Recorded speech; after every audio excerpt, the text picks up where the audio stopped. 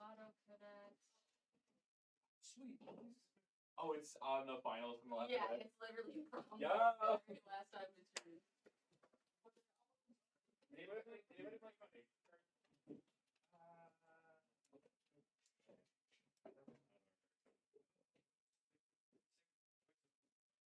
I'll definitely keep that.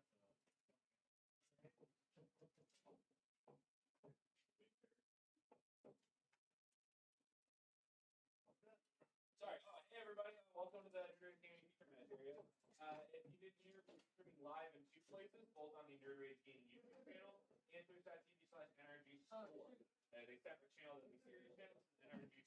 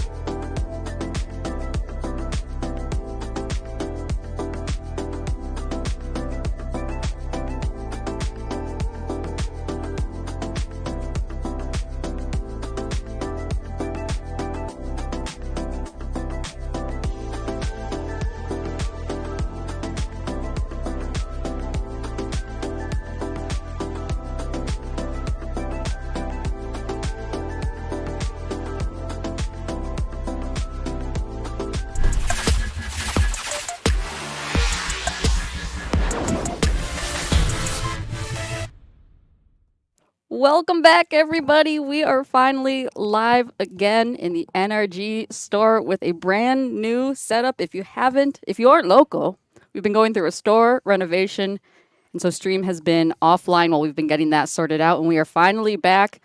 We have some regulars to bring us in, welcome us to the new era of NRG streaming. My name is Viva Goodman, alongside Dominic Stryker, as usual. How you doing, man? That's me. It's alive in my Frankenstein voice. We've returned. Finally, we're all so excited right in time for the holiday season. We're going to be bringing you some joy and cheerful magic tonight. I'm going to go get our players started, Dom. Talk about what decks our players are doing tonight. Okay, because there's a little bit of a secret. The overlay's lying to you. Okay, so here's the dealio.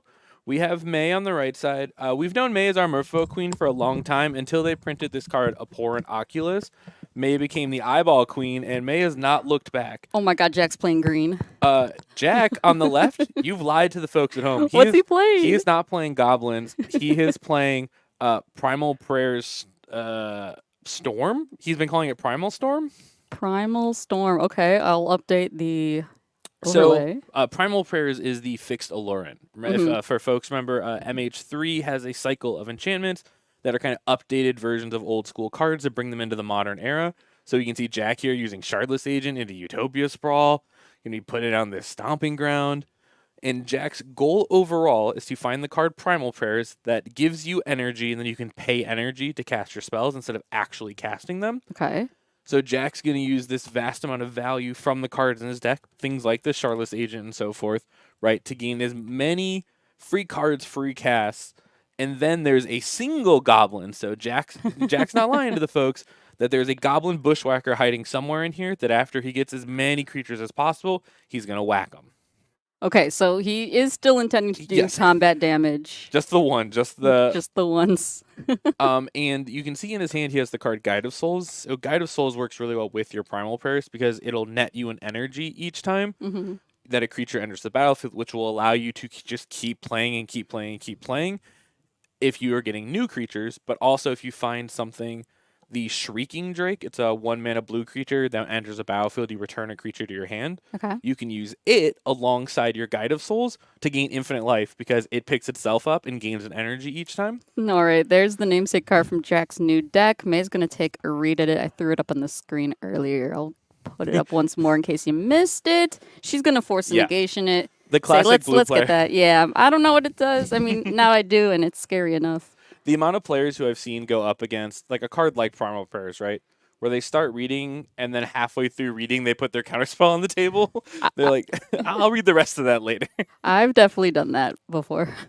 I heard. I'm not going to point out any specific players. Okay. But I heard a friend of mine is like round 7 of the tournament at NRG, Chicago, a few weeks ago.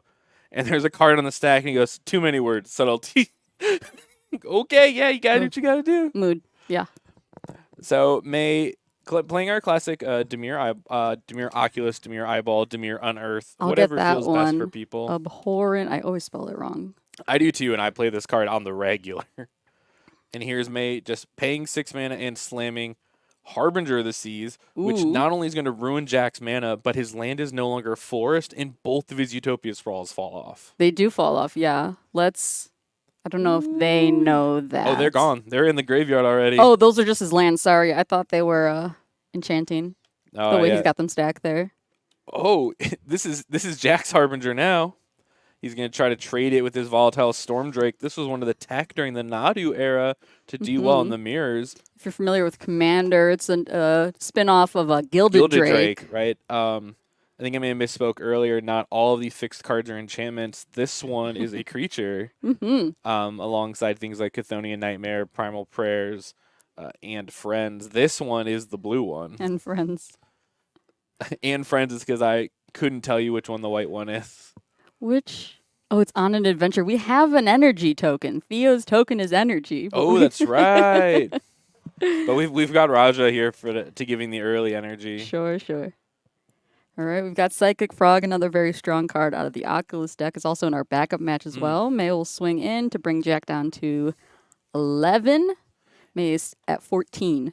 And the part that we didn't showcase to the folks out there is Jack used the Volatile Stormdrake to gain control of the Harbinger, and then didn't pay to keep it, sacrificing the Harbinger of the Seas. Because he wants to save the energy, I guess. He wants to get the mana back, right? He wants to go back to his 4-color deck instead of All Islands. Ooh, here comes Imperial Recruiter. Lets him search for a creature. This is going to allow him to get one of the little guys, and it's going to be getting an Amped Raptor. Excuse me for saying little guy. I believe Imperial Recruiter is power 2 or less. So, yeah, because Recruiter is toughness. yeah, because the white one is toughness. Yeah. Right? Yeah, we nailed it. No problem. So this Yeah, allows- because you can get Solitude off Recruiter. Yes, off the white one. You're right. Mm. And this allows Jack next turn when he goes for this Amped Raptor to go up to 6 total energy, which means you don't have to be worried about hitting your primal pairs or any of your 3-drops because you're gonna have far more energy to work with. Mm-hmm. Back on May's turn now, sitting with a bunch of lands. Looks like 2 cards in hand. Gonna start Feed the using her frog. graveyard to feed the frog. Gonna jump it into the air to get over the Imperial Recruiter, take Jack down to 9, pass it back to him. Oh, Jack has a Grist in hand now too. Yeah, I saw all these cards, right? Because like Jack orders cards pretty regularly at the store. He's always looking for the new Goblin tech, but they're always red cards. And I saw Imperial Recruiter. I was like, okay, Oh yeah, that one's sure. red. And then there was Grist on the order. I was like, that's not red at all. It's 2 other colors. So Right. does he have like a commander deck or something? But he got multiple copies. I was like, I don't know what he's doing tonight. And Jack has secretly owned Boros Energy but never registered it, so that means he had these guides and these raptors and everything just Right. hiding and waiting. I see.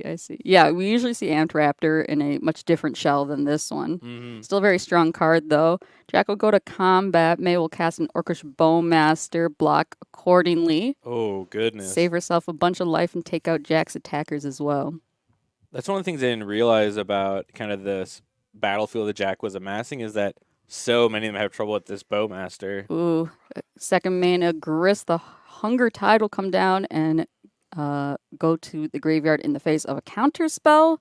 Sitting at just 6 life now for Jack due to some shocks. May hasn't done too much combat damage. But if May wants, May can... May's going to drop to 3 cards. Yeah, let's do we have some 3 in math play. here. That's 6. But this Orcish Bowmaster is going to be blocked by the Raptor. It's flying. She's not even going to Oh. attack with it. Going to save it. May didn't even jump it. Oh, no, I saw her grab 3 cards. Oh, she did? Okay, great, I great, believe great. she jumped it. Go down to 12 from a fetch. Quick fetch for a swamp to replay this Harbinger I think May just picked up. There's that. Makes Oh, there all goes of Jack. his spells very hard to cast, and that will Woo. be the concession. May will take game 1 and we'll go to sideboards. Neither of these players have submitted a deck list, so I'm just going to bring us to some sort of transitional screen here for a minute. Hey, that's A-okay. So, one of the things that Jack was talking about is bringing this deck is fun. He's trying out something new, right? Having a blast while doing so, but knows that the deck folds to a single piece of interaction, right? The big thing is that you're trying to resolve a 4-mana sorcery speed enchantment against the blue-black deck, right? Full of counterspells and forces just waiting for you to give it a target. The thing is, though, is I think Jack can still scrape a game together of just playing the value plan. You have Amped Raptor, Shardless Agent. Like, you can just put as many cards as possible into play alongside your Guide of Souls, get your energy, jump those cards. Like, we've seen that value plan, right? That's a part of a lot of other decks in the format. So he's going to be able to fight through. You're talking about picking up all these brand new cards for this beautiful deck for Jack. You said he got him here at nerdridgegaming.com. Yeah. I'm out there digging through the bulk, trying to find cards for standard, buying them at nerdridgegaming.com. And you're even a huge proponent and user of our wish list function, Yeah. which is what I recommend to every single player. Because I've always got players asking me, like, hey, if you see this card, like, set it aside for me. Yes. But I got so many people asking me, and I got so many cards to think about already, all the different parts of my job, that I just can't possibly remember. But the wish list function makes it so much easier. Just add it to your wish list. You get an email when I list it, or one of our other listers adds it to inventory, and you get an email with no obligation to pay. I'm not even joking. There are currently 150 cards on my NRG wish Oh my list. gosh. Because I got bored, definitely not at work, a couple of days ago. Started adding like all the secret layers. I was adding all the secret layers. Let's go. I I do it. was on the secret layer tab, and I was adding all the ones that I thought looked cool. I'm a big proponent of beautiful decks, so I was going through, Then I just started searching the word borderless, started adding more cards. I had the Galaxy foil secret layers to my wish list because we got all the foils on there now. Yes, right.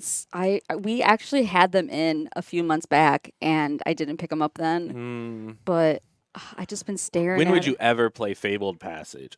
Standard. Literally in my deck right now. Oh, you're right.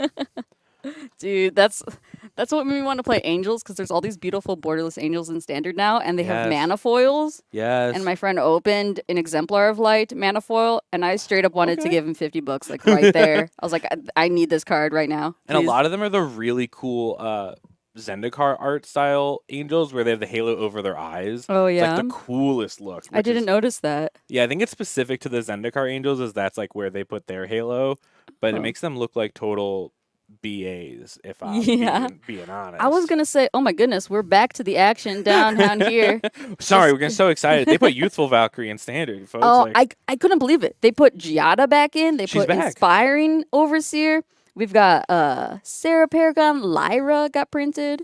Ooh, this is awesome. So this cascades into the Guide of Souls. The Guide of Souls is in play, and then when Charlotte resolves, it enters and triggers the guide. That's gas. Oh, yeah, baby. Oh, we're loving it. No, don't push it, no. No, my boy. Yeah, that's what Guide of Souls is My best soul at. boy. I mean, speak of angels, Guide of Souls, making them angels. There is a soul sister in it's a little bunny. Bloomborough. Yes, there's a rabbit. No, and there's one in Foundations. It just is a rabbit. I thought, maybe made that's a why I one-mana think it's soul in sister. Okay, I think you're right. It is in Foundations, but it is a rabbit. Yeah. And it's in the starter set, so no one knows it exists. Exactly. And then, or they just wonder why they're so randomly expensive. Yeah. Back down to the action and the modern format. Only Eternal formats tonight, folks. So sorry. We're just super excited for the RCQ that we have this weekend. We're actually streaming that. I don't know. I haven't really posted about it yet. We're going to be streaming our RCQ this weekend. If you want to watch some standard content on the NRG channel, we have 2 members of Team Swish out of Michigan doing some commentary for us. Andrew Waltice and Steven Dykman will be... Oh, just Steven Dykman. Will be remoting in. Steven Dykman of NRG Champs renown. MVP and current NRG champ. A reigning champion, yes. He will be in person in the store in just a few weeks. Very exciting event going to happen there. We got to get more of these energy tokens because Jack, now uptaking this grist, is getting this back of this champ series. But now 1/1 Insect is also an available champs token. Oh, is that Wesley's? I can't remember. Is he the cat warrior? No, the cat is Bob. Cat's Bob. I think Wesley's. I think you're right. I think it's the insect there. And it's definitely not the insect for Springheart and Tuco. It's definitely not that insect art. No. Definitely not. I've never played that card. I've just heard people talk about it. And I was talking before about how Jack can play this value plan, and Grist is also on that line of cards in this deck that are just pure value. Grist just keeps going and going. Shardless will give you the value. The Amped Raptor. Like, I think Jack's plan is just to overwhelm me. I think he has to, right? He played a little aggressive. I mean, I think he had to, right? He was swinging into open mana. Didn't really know what he was going to face down. And the Bowmaster, I think, was the most devastating part of combat last game.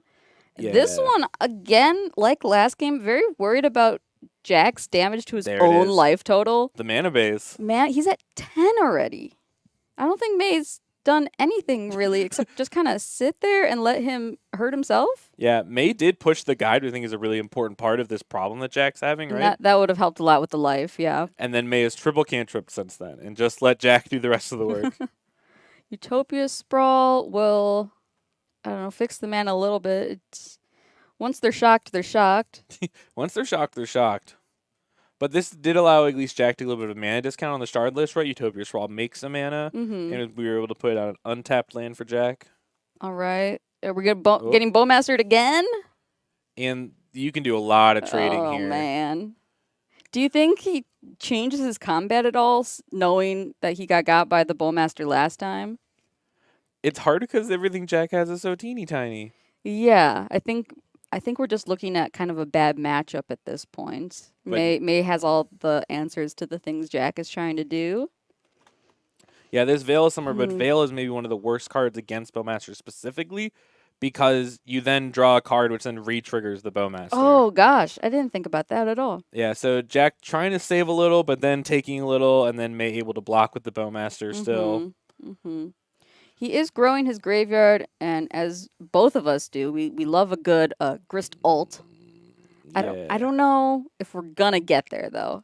Well, I think it's at 1 currently. Jack's there. It's at 5. Oh, it is at 5. It's hard to see. Apologies, we couldn't find our usual dice set in time for stream. But this Grist could be a bolt if Jack wanted. But here is the big eyeball itself, the abhorrent Oculus. Ooh, May going to just cast it instead of unearthing it. Like, oh, speaking of, And start manifesting some dread. mm-hmm. So she had to exile all the cards in her graveyard to cast that spell. And this is why you've seen a lot of these blue-black lists moving away from Murktide. Wow, Murktide? They're not playing Murktide? Crazy. Yes, because the cost of actually casting this Oculus takes so much of your graveyard. Right. A little bit of a nombo to have both of those in your deck. Right, and... Although, if you get the Murktide out first, the eyeball can fuel it, yes, technically. Love those plays. I think a little bit of overkill. Yes. I just love Abhorrent Oculus. This Me card too. is so fun to play on Arena, too. Mm-hmm. Because it just, like, hovers and looms over the board as it does the, like, floating animation. Oh, I'm glad you like the little, like, bits and bobs It helps with flying. of Arena.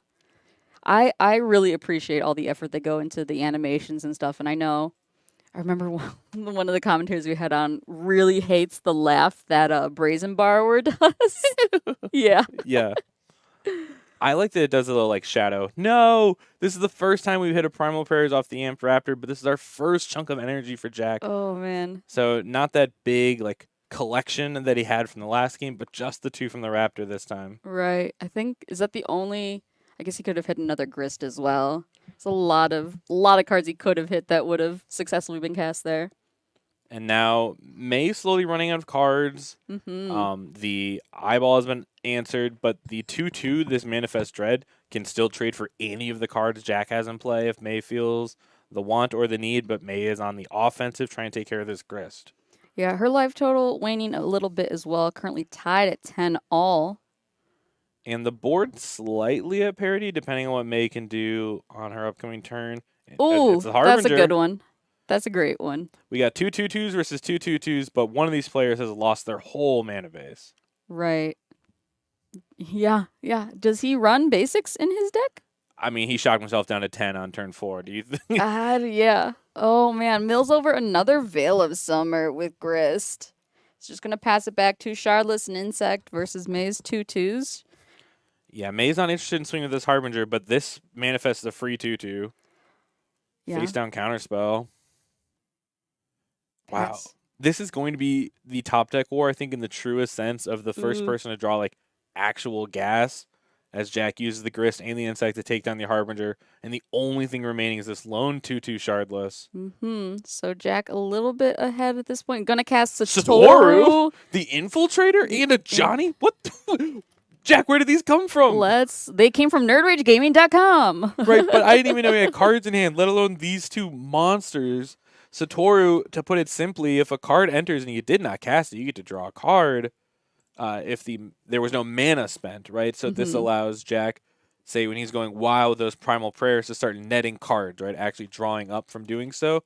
But instead, on the offensive, 6-7 damage coming across here. Then the other card that he got was a Johnny Nactal Pariah out of MH3. And that'll take home the game. A go for the throw on the top from May, but it was too late. Too many throats. And wow, that's too many throats. I said before, Jack's play needs to just be overwhelm May, right? Just put as many pieces of cardboard in play as you possibly can. Mm-hmm.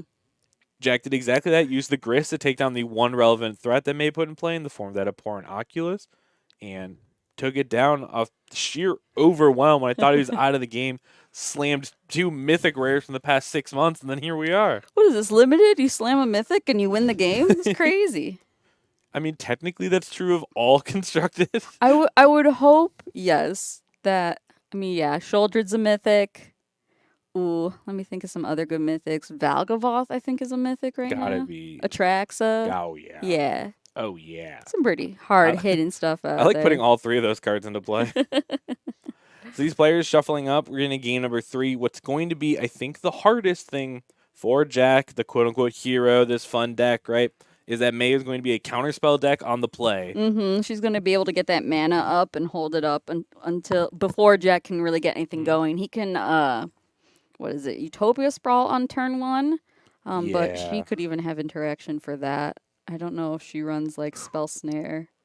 I saw her use a spell Snare to pitch to a Force in game 1, Okay. but then saw this pile of 3s out of Jack, but then lost to a couple of 2-drops in game 2. So maybe they're in, maybe they're not. Yeah, I don't think. Did you catch either player sideboard? No, these players. They went right back into it, yes. right? And I don't even think they either fully looked at their 7 before snap keeping. So. All right, hands full of 7s. Jack will get. He didn't take damage for this land? I know, it's crazy. Get this tap Temple Garden going. May will surveil off her fetch, keep it on top. Oh, okay. So. What was that? Oh, she drew 2 cards.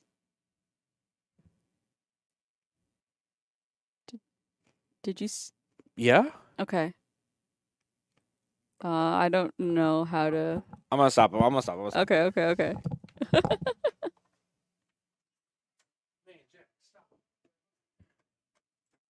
Right, folks, if you're enjoying the content at home or wherever you may be, make sure to hit that follow button. If you're on YouTube, hit that subscription button. We're live, finally, every Wednesday at 6:30 with modern coverage. We're live every Thursday with Pokemon coverage. The format varies depending on where we are in set release. Our Pokemon team does a fantastic job keeping it interesting, and they do some great content on YouTube as well, so follow them there.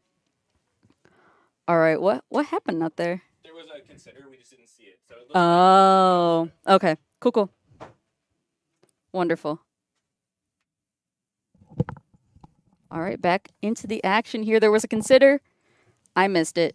I saw her draw 2, and I was like, that's not right. Yeah, because May surveilled, and then in the midst of surveilling went, yeah, I'll keep that consider draw. Got it. All right. So, all good. Yeah, we don't keep the camera mics audio on just because it would be a little too much overlap with our commentary. So sometimes we miss spells of players, especially May. I've played against May. Very fast player. Pew, pew, pew, pew, pew. Yes, very, very competent and plays very quickly.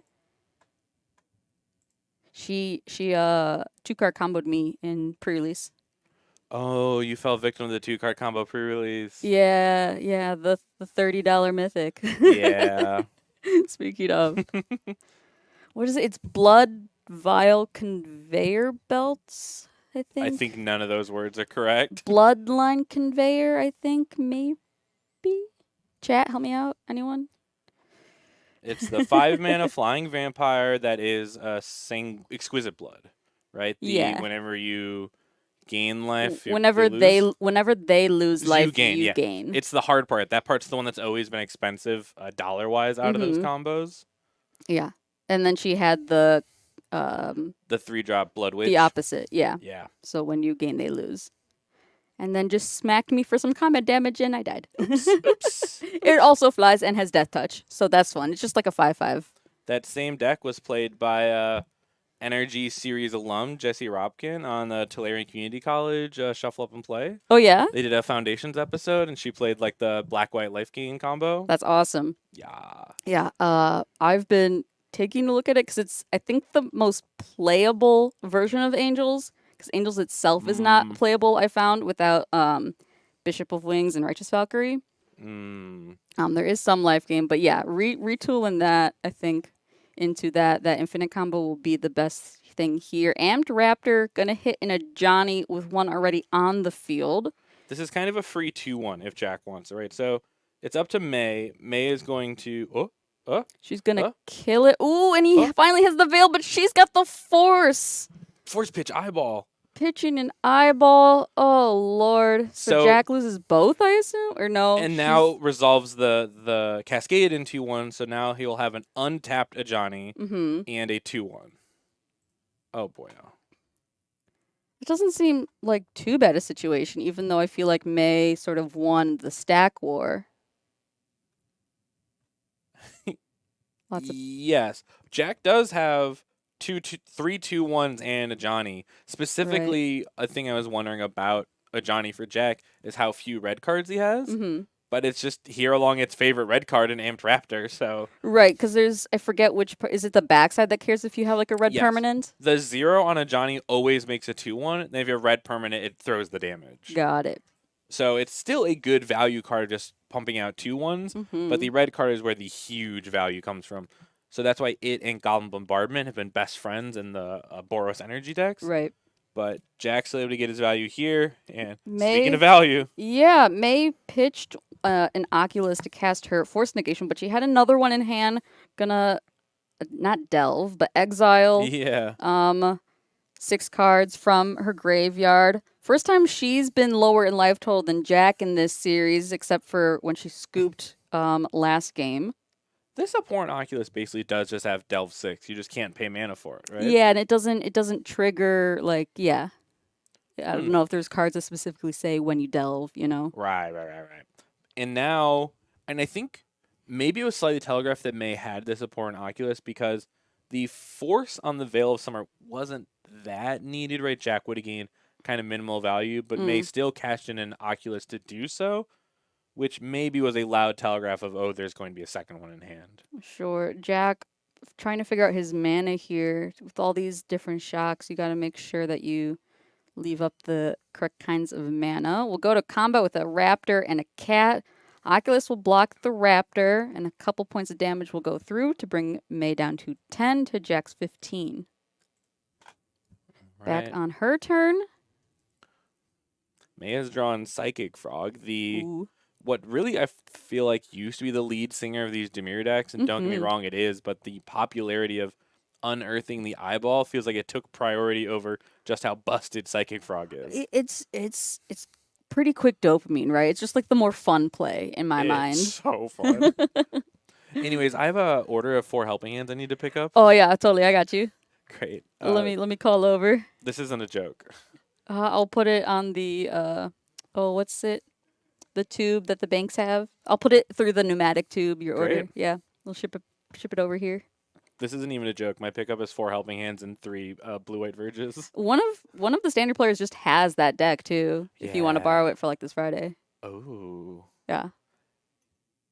Anyways, we have this beautiful thing happening here. One of the things that actually, speaking of the standard deck, the blue-white Oculus deck has started playing the new Kiora from Foundations. Oh, And really? Yes, and I think May could play it in this deck as well if May wanted. It's a very good unearth target, Mhm. the same way it's a good helping hand target, and allows kind of this late game if this deck happens to get Threshold, and we've seen it be big graveyard, that, oops, there's an 8/8. And the Kiora helps with the Loot Scoot Boogie of getting the Oculus into the graveyard if you want. Sure. Ooh, I'm trying to figure out where I've missed which turn we're on. Who's the active player currently? May's creatures are sideways. Are we in attack step? Yes. Yes. Is she like thinking about attacking? Is Jack doing some math? Can't block the eyeball. Nope. Oh. Frog. Ooh, a frog. Discard an Oculus. Unearth the Interesting. Oculus. Oh, okay. I see. Oh. She did the thing. Oh, she did the thing. She dug up the eyeball. She's got 2 eyeballs and 2 Trigger. manifest triggers. And now Manifest dread triggers. yeah. Excuse me. Different. And this graveyard's going to fill up so fast. Mm-hmm. Yes. So she gets to look at top 2, manifest 1, and put the other one into the grave. I had to get used to doing this with Haughty Djinn in my deck because you actually want to bin the spell and then manifest just about anything else. Yeah. Whereas sometimes in my brain I was like, no, let me do maybe something else, like try and be tricky. And I was like, nope, just put the spell in the yard every time. Basically. And for May, these creatures, if they're ever face down as manifest, could be flipped up if they're harbingers, if they're frogs, if they're other Oculus, right? Yes. I don't think generally in the modern version, I think and in the standard version as well, because it's a very spell heavy deck. The Bushwhackers here. Go on. Whoa! You're not going to see them flipped up too often. Mm. But yeah, just gravy on top when you can. I mean, a surprise frog is a big deal. So if any of those ever find their way under the Manifest Dread. Yeah, so we talked about Jack's game plan during this match.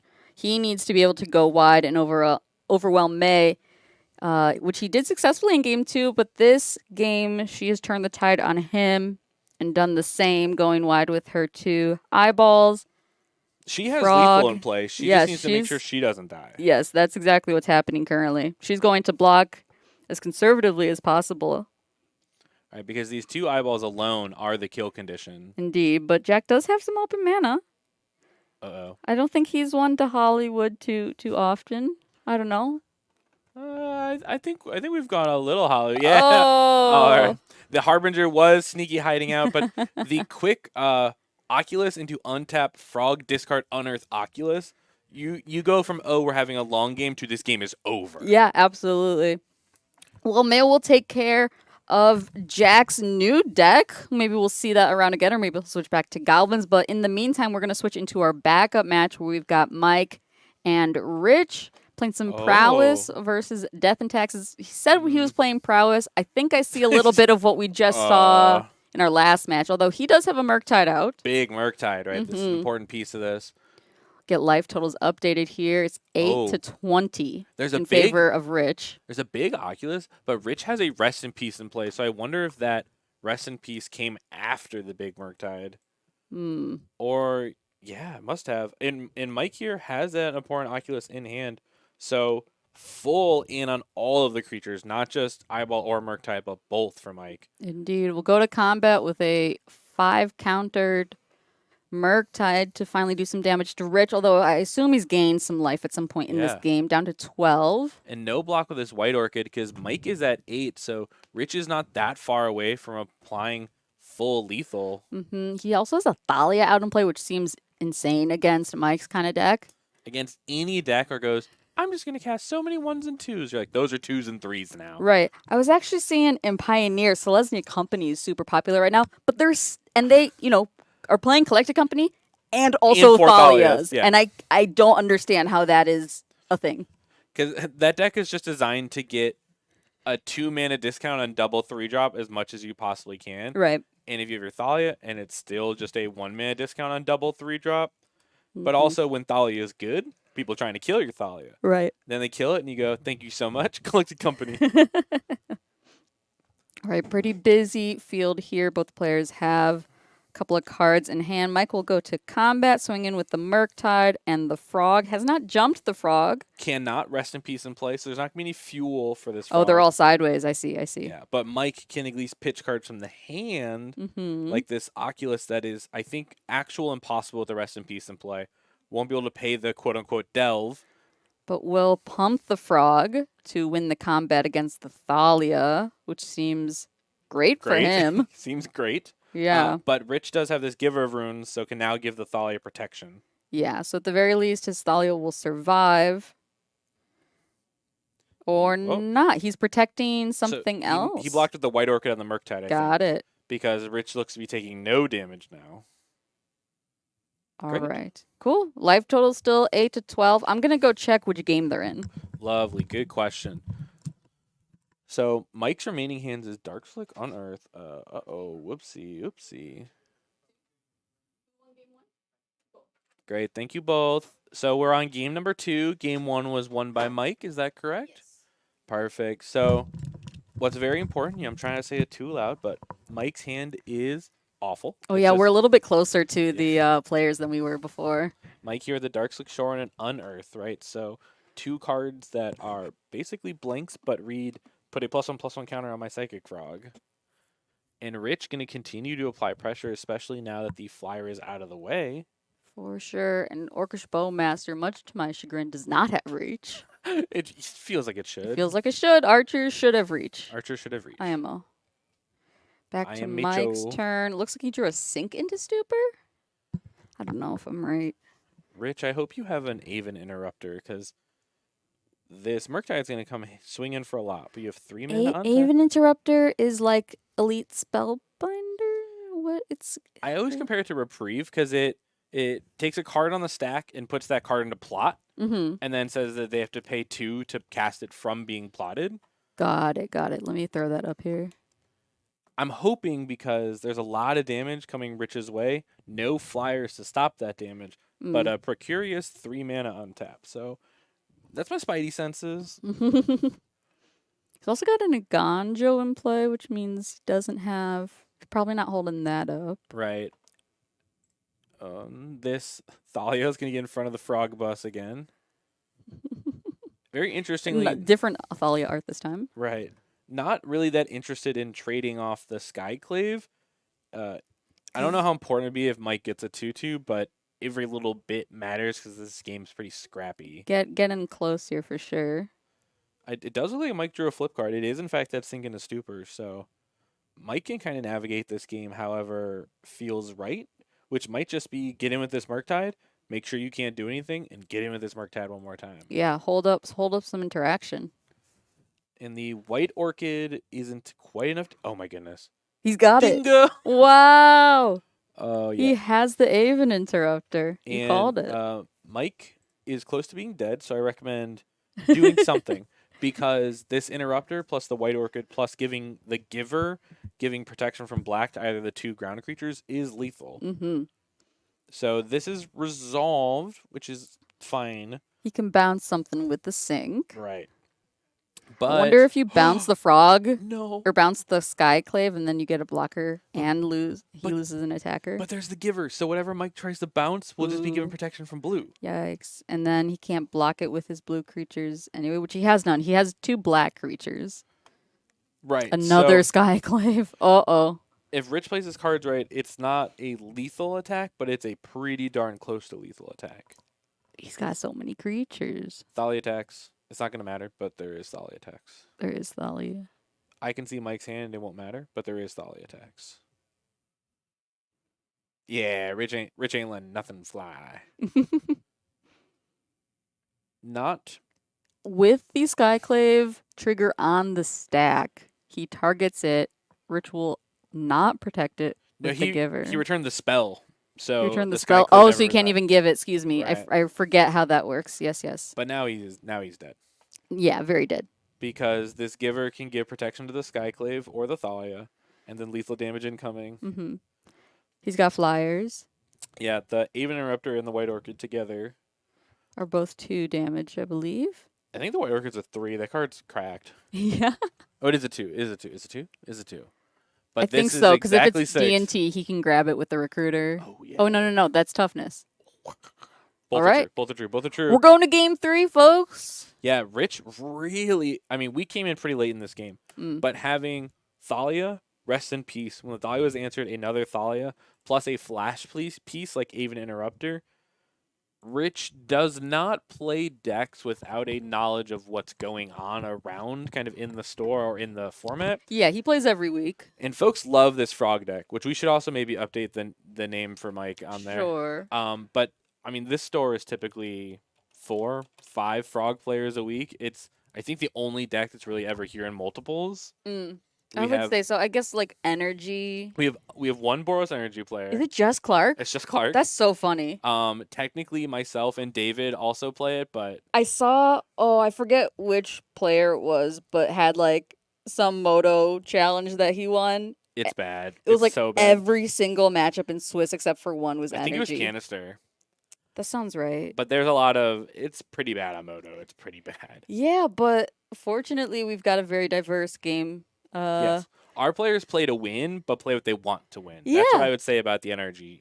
Absolutely. Our players are still playing very good decks. Last week, when I played, Stream Down, I played against Boros Energy, and then Golgari Rock, and then Golgari Rock. Golgari Rock. The Rock, baby. So people are out here, some people are calling it Yogless Yog. Okay. So for the folks Control for Days, he made it popular. He used to be like a big Yog winner, did a lot of yogging, and basically just took all the Yog cards out, put in the One Ring and other interactive cards, and then just started winning a whole bunch. Interesting. So like Soul Cauldron, that's still there because cards are just good. And then I played against Nethergoyf, Abrupt Decay, Urza Saga, One Ring. Abrupt Decay is playable? My things were What they were year decayed is it? abruptly. I had someone with a Dark Confidant play against me last week. That's crazy too. Wow. So there's a lot. People are Mike. Don't keep this in. It's big. You can. I mean, there's 2 Singing the Stupors and a Those are- fetch land, but Oh, there is a fetch? I missed it. I just saw the 2 sinks. this just hand's gonna hurt, Mike. It's fine. It's fine. Right. This is leaning heavily on this frog surviving against your mana removal opponent. Right, right. If you look in Richard's hand and it looks like some of the cards have left this earthly plane, Mm. those are those blacked out completed planes. The oil slick ones. Oil yeah. slicks. They're clean. Which I thought we banned these from coverage, but Should we have like a rules? Hey, you can't play on feature swap these out for the bulk if lands. your deck is more than 25% secret layers. Oh, I'm good with that. I'll figure those out. Okay. Or oil slicks. If you have oil slick basics or Lord of the Rings basics, those gotta go. Oh man, no, Tepper can't play on coverage anymore then. I think he still uses the Oh, Lord of the Rings ones. Yes. A quick thought sees the hand here, taking the White Orchid Phantom, which I would say is probably a good call for Mike, as his entire mana base will be under attack, and that's a flyer, which is he's supposed to be the Flyers deck. So Play one or spell 1 for Richard will be Giver of Runes back to Mike, sitting at 15 damage from a Fetch Shock and Thoughtseize. We'll play out the Sink into Stupor on the backside as land for turn. okay.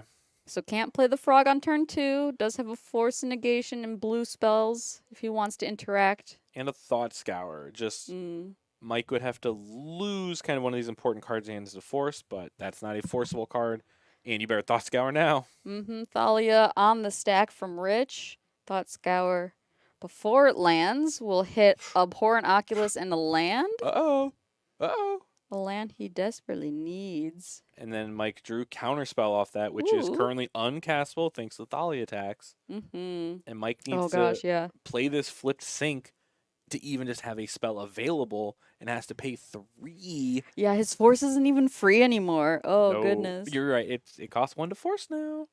Thalia pretty good. So you can't even, like, play the frog and hold up the force.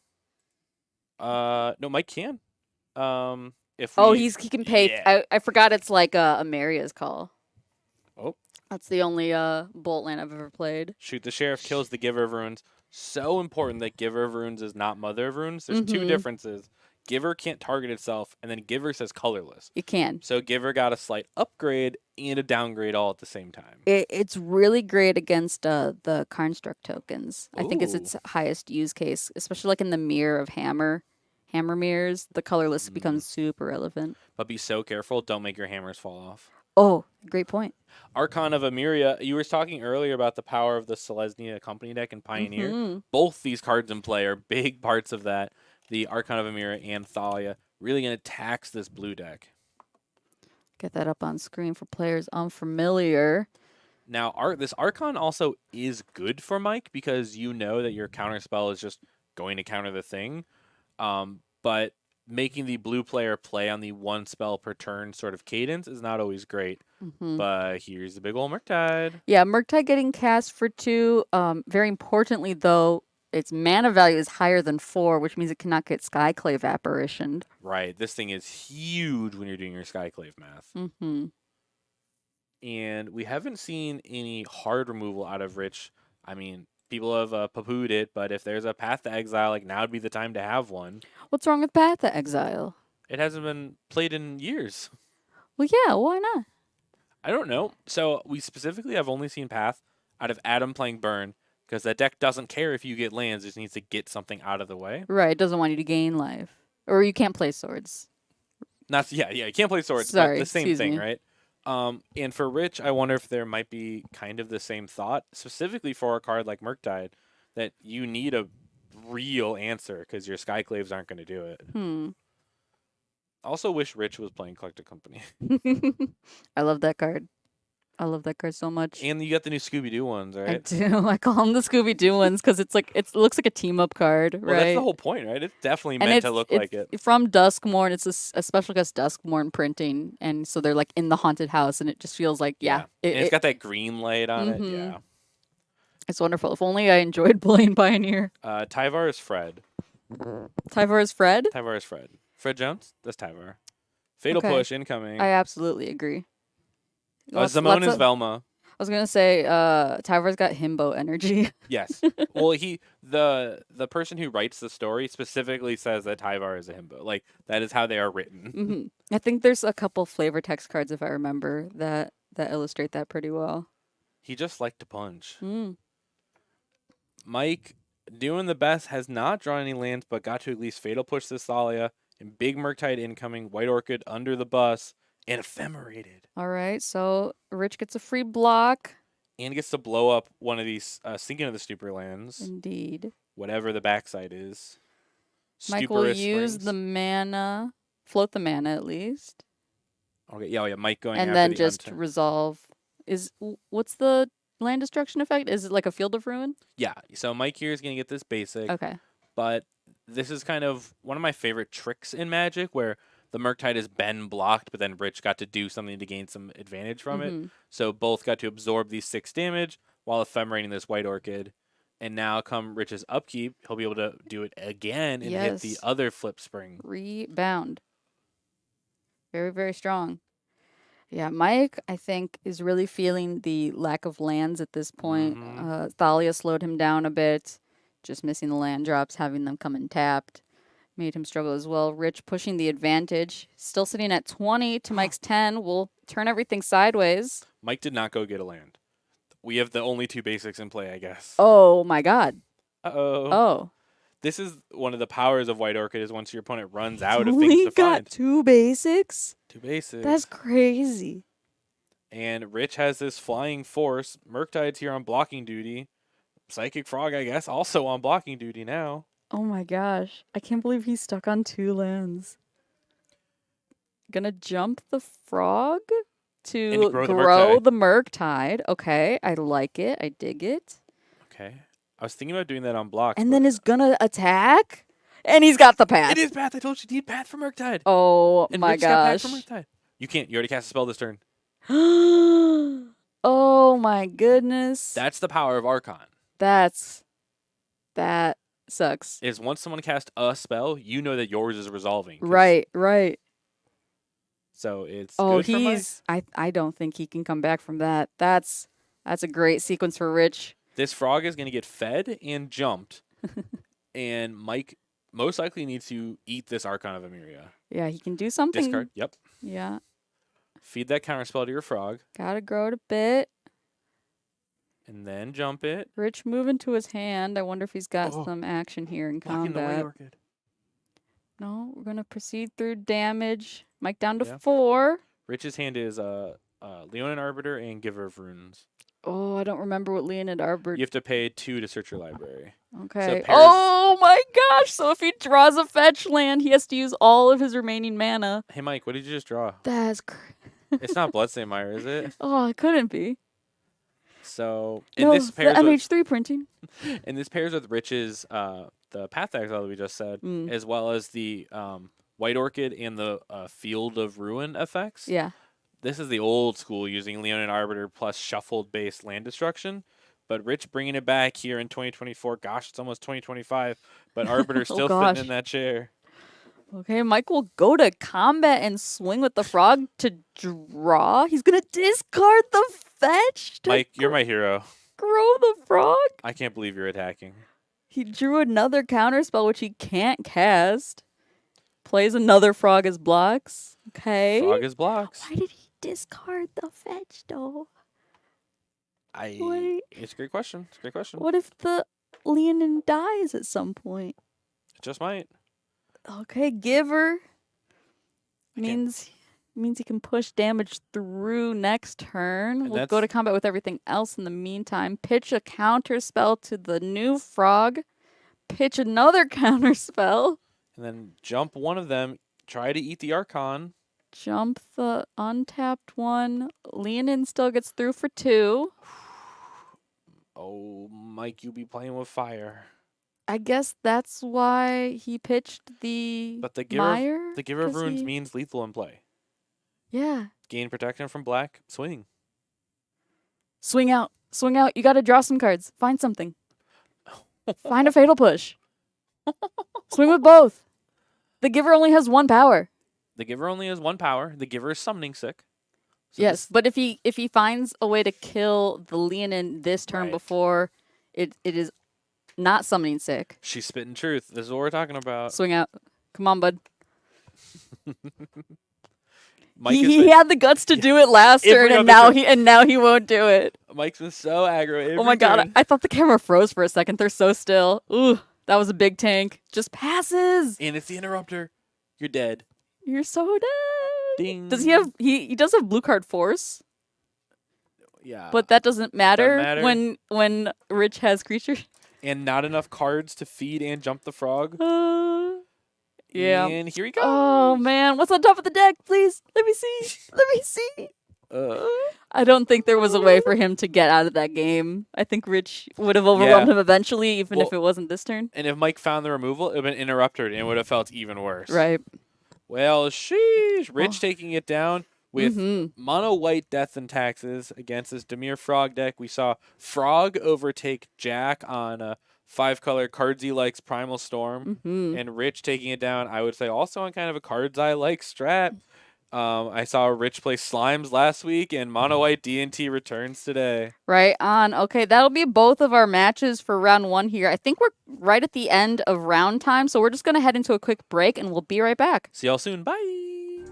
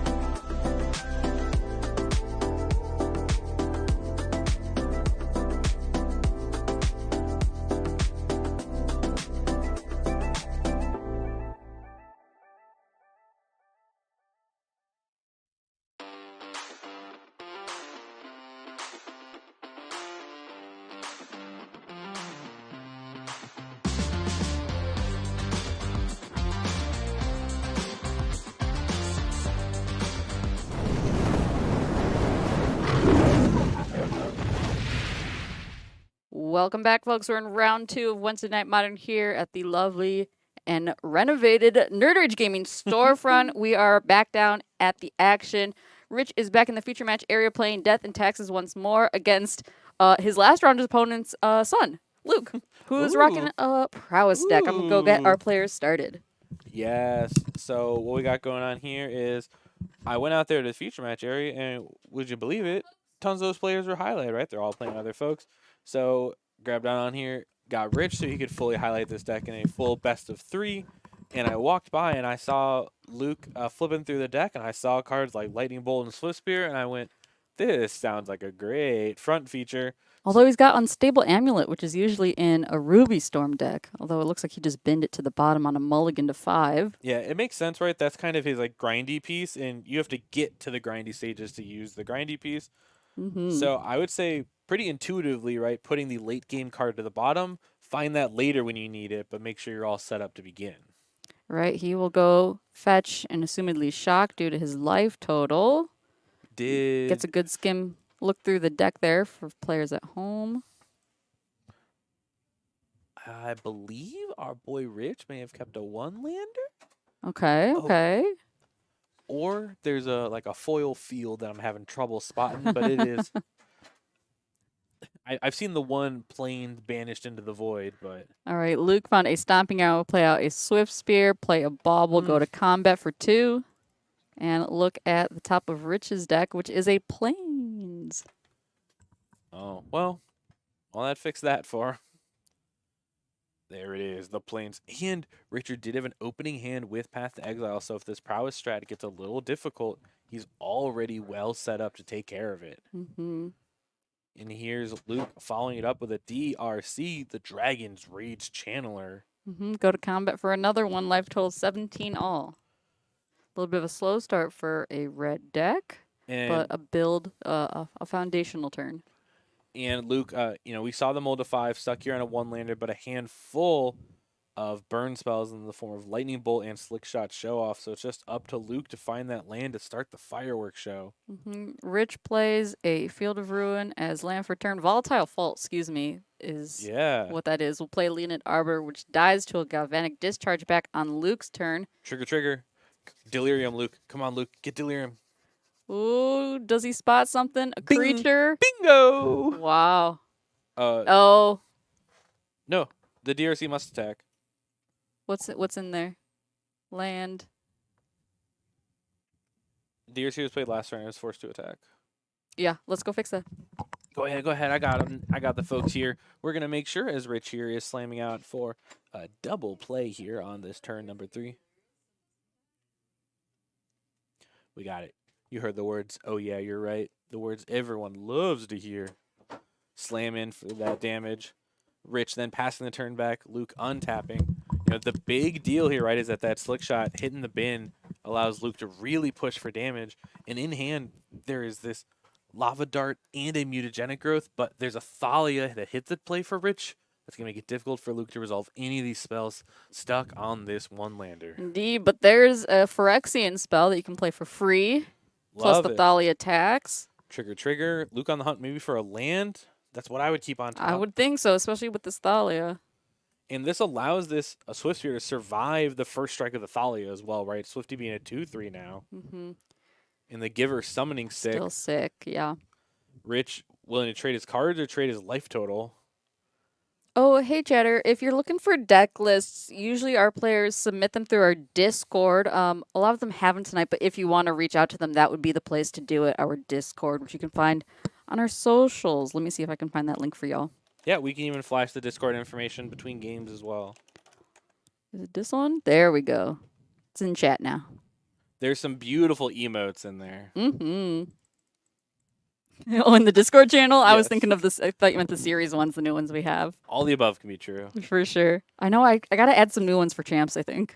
Ooh, new ones for champs? Or I guess in the Discord. I can't add stuff to the series. Oh, Luke here did in fact keep this mountain on top. Big gains for trying to play against this Thalia. And here comes the Bolt. Rich at 5.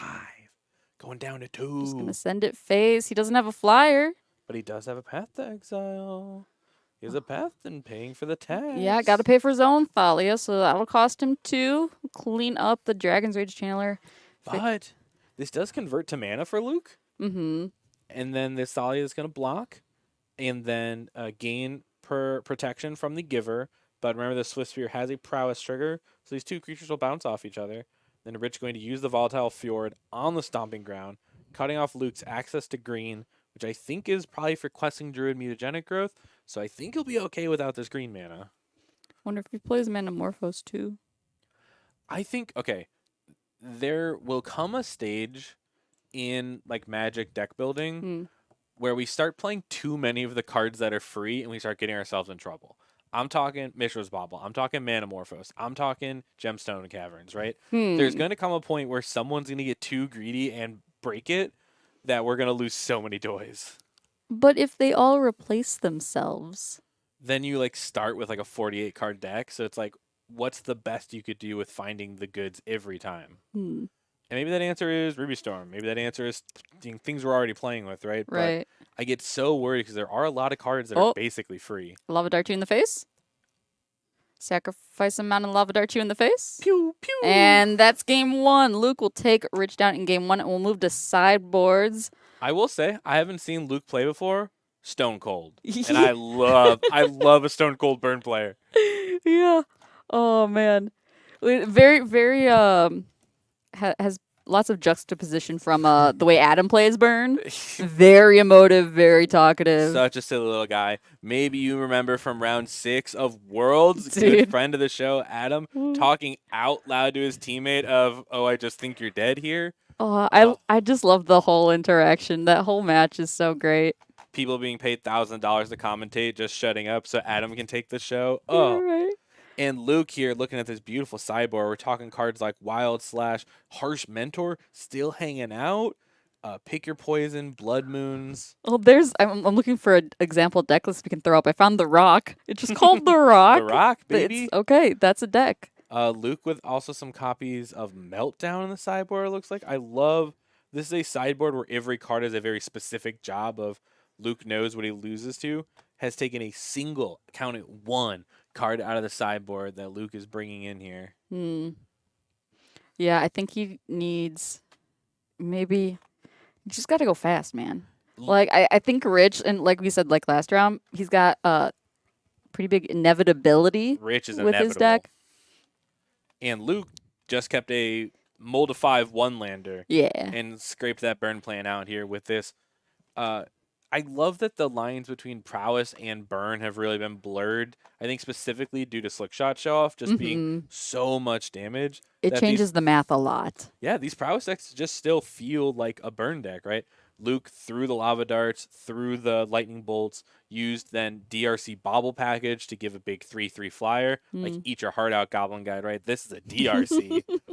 And Luke just applying with as many of these good, strong, fast, aggressive cards that some games play like burn, and Luke kind of took those last 5, 6, 7 points off Richard through just burn spells, but did that first 13 damage with creatures.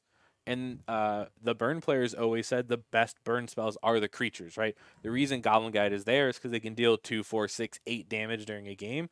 Luke has that same thing, but it's being done in the form of Dragon Reader's Channeler, Monastery Swift Spear, and Slickshot Show-Off alongside these big burn spells. All right, Luke will go back to the drawing board again. Didn't like his starting 7 this game either. I think Luke is very disciplined. I think I might have kept from seeing just some of the pieces that I saw in that hand. I also get really greedy when I'm on the draw, right? If I'm missing like one piece, it's like, I'm going to see so many cards. I'm on the draw. That's why I think mono red or just red aggro decks in general are a lot harder to play than people give them credit for. It's a hand where the game is determined in the opening hand, right? Some of those are the hardest decks to play. And you can also overextend so easily. I think the missteps are a lot more punishing for aggro decks. Right. There's such a difference between the player who like puts a Swift Spear into play and makes your opponent deal with it and then cast the next one, make him deal with it, then cast the next one, versus a player who goes 1, 2, 3, puts them all out there and shoves, right? And then tries to figure out why on turn 6 they ran out of gas, and it goes, well, we kind of threw them all out there. And your opponent was able to just go like 1, 2, 3 on their answers instead of like surprise bursting them at the end or something. All right, looking at this hand, I think I see an Underworld Breach in that leftmost card. Oh. It's interesting. Unstable Amulet, Mutagenic Growth, Galvanic, It is an Underworld Breach. But Lava yeah, Dart. Luke had two 2-mana value cards in the form of the Unstable Amulet and the Breach, so he felt comfortable putting the Breach on the bottom, keeping the Amulet. Oh, did I give the win to the... Didn't Rich win? No, Luke won. Oh. He threw a flurry of lava darts at him. Oh, right. My bad. And then Luke, here, this Galvanic Discharge allows him to still 1-for-1 with the cards that Rich is putting into play. Mm-hmm. Oh, Rich, you have a fan in chat. Someone really likes your Death and Taxes list. Hey, Rich, this is the third version of Thalia. I have to imagine the fourth is different Yeah, as right. well. The fourth is probably classic Thalia. There's so many to choose from these days. In Crimson Vow Yeah. alone, I think it gives you 3 or 4. There are 3, yeah. And my bad, that was Mina Harker. I don't mean to confuse anyone. Sure. But that was Mina Harker in I play. think that's more confusing. And here's the Enduring Innocence. I don't know if it's the main or side from Rich, but this card is so good. I love this card. This card is incredible. If you guys did not experience it in Duskmorn at all. I was watching a certain Steven Dykeman and Chris Smith play with this card yesterday. Yes, they were playing in the Standard Challenge. Oh, man, that deck was awesome. I was gonna say the same thing. That deck, don't mess around. Yes. And the sheepy comes back too. It endures. If it dies, it comes back as an enchantment. It's a sheep? Yeah, is it not? Hold on. Oh, you're right, because the full art is the sheepiest sheep I've ever seen. It's a good old lamb. In Yeah. fact, I don't think lamb is a type by itself, but yeah, it's a baby sheep. Oh, and this Enduring Innocence on top of everything else? Lifelinker. Oh yeah. 3. Mm-hmm. Oh, jeez. Yeah, seems good. Even if it was blank besides that, it seems just any life gain is obviously very good against this aggro deck. I wonder... And- Go ahead. No, after you. I was wondering if this Enduring Innocence is out of Richard's sideboard and brought in typically in grinding matchups, but it just has the word lifelink, so he brought it in this matchup. Mm-hmm. I mean, it's also good, assumedly going to draw him cards, yeah, because almost everything in his deck is going to have 2 power, 2 or fewer, which draws once a turn from the Enduring Innocence. Yeah, he's going to draw. Oh my gosh. Yeah. Even Interrupter draw a card? Yeah, didn't you know white is actually the draw color? It's every color but blue sometimes. Mm. And then also in blue. Yeah, right. Luca's playing some draw spells as well in non-blue colors. And I know this is a part of the not just modern day Magic ideal, but the Commander Magic ideals made a lot of the folks on the color panel of MTG rethink locking important pieces of the game behind a color. So specifically, card draw, right, was more or less locked behind being a blue-based effect, and the understanding that it is a pivotal point of the game that you can't really lock it behind a color. And that's why we saw over the last 5-10 years a lot of these green and white cards that can start having card advantage, but card advantage that feels specific to them. So white being small creatures, green being big creatures, right? Mm-hmm. And this allows the game at large to draw cards, but all of it to feel thematic so that, again, it's not just locked behind blue cards. Yeah, I think it grows the game, but in a way that still feels natural. Yes. And Luke slamming a slick shot show off and going to work. Mm-hmm. We'll turn everything sideways, brings Rich down to 19 because he didn't cast any spells beforehand. No prowess triggers, no surveil triggers. Oh, poor Luke plays his commercial district, immediately gets his commercial district blown up by the Ghost Quarter. At least he gets the surveil, right? No, because it shuffles. Oh my goodness. I guess you could bin it first just to thin the deck. Yeah, Rich let him surveil and then took it away. Which is also an important part of these field style effects that Rich has, is the authority of the consoles. Oh, okay. Luke, I don't think can win this game, bro. Oh my gosh. That card is why I wanted to play Angels, because aggro's so popular in Standard, right? It's just everything comes in tapped, Rich, and it gains me a Rich, life. put your Standard deck away. Rich. Oh my god, it's Beza! Yeah. Literally doing it. That's so funny. He's got Beza in his deck? That seems... I guess it gets him Yes. blockers because he assumes the prowess deck will go wider. Okay, so far for Rich, the only spell cast not legal in standard is the Giver of Runes.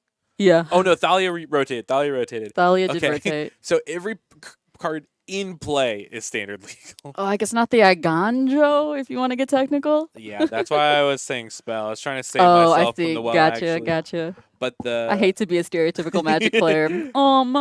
But the Beza, the Enduring, the new Authority, new Returning, and Right. the Aven Interrupter, all standard legal. Ooh. And Luke, I wonder, does Modern Burn play the new Bolt Wave just because it's another 2 law? burn players last week, 8 bolt waves in the room. Yeah. Okay. That's what I thought. Prowess obviously builds a little bit different. Because Bolt Wave can't target everywhere. Right.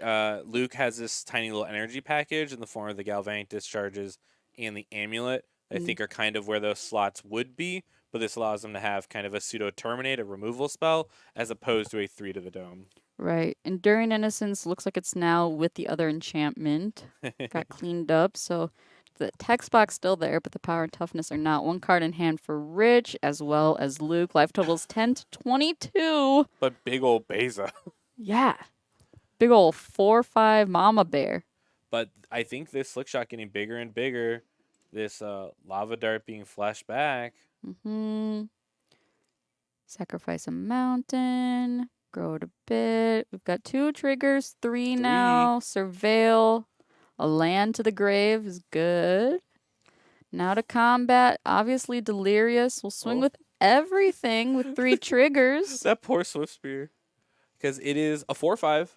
So Ooh, and no blocks at all for Rich. Down to 7. Wow, 14 okay, correct me if I'm point wrong. life swing? Beza is a 4/5 as well, right? Yeah. I think Beza could have bounced off the Swift Spear, but worried about the last card in Luke's hand, trading for the Beza. Yeah.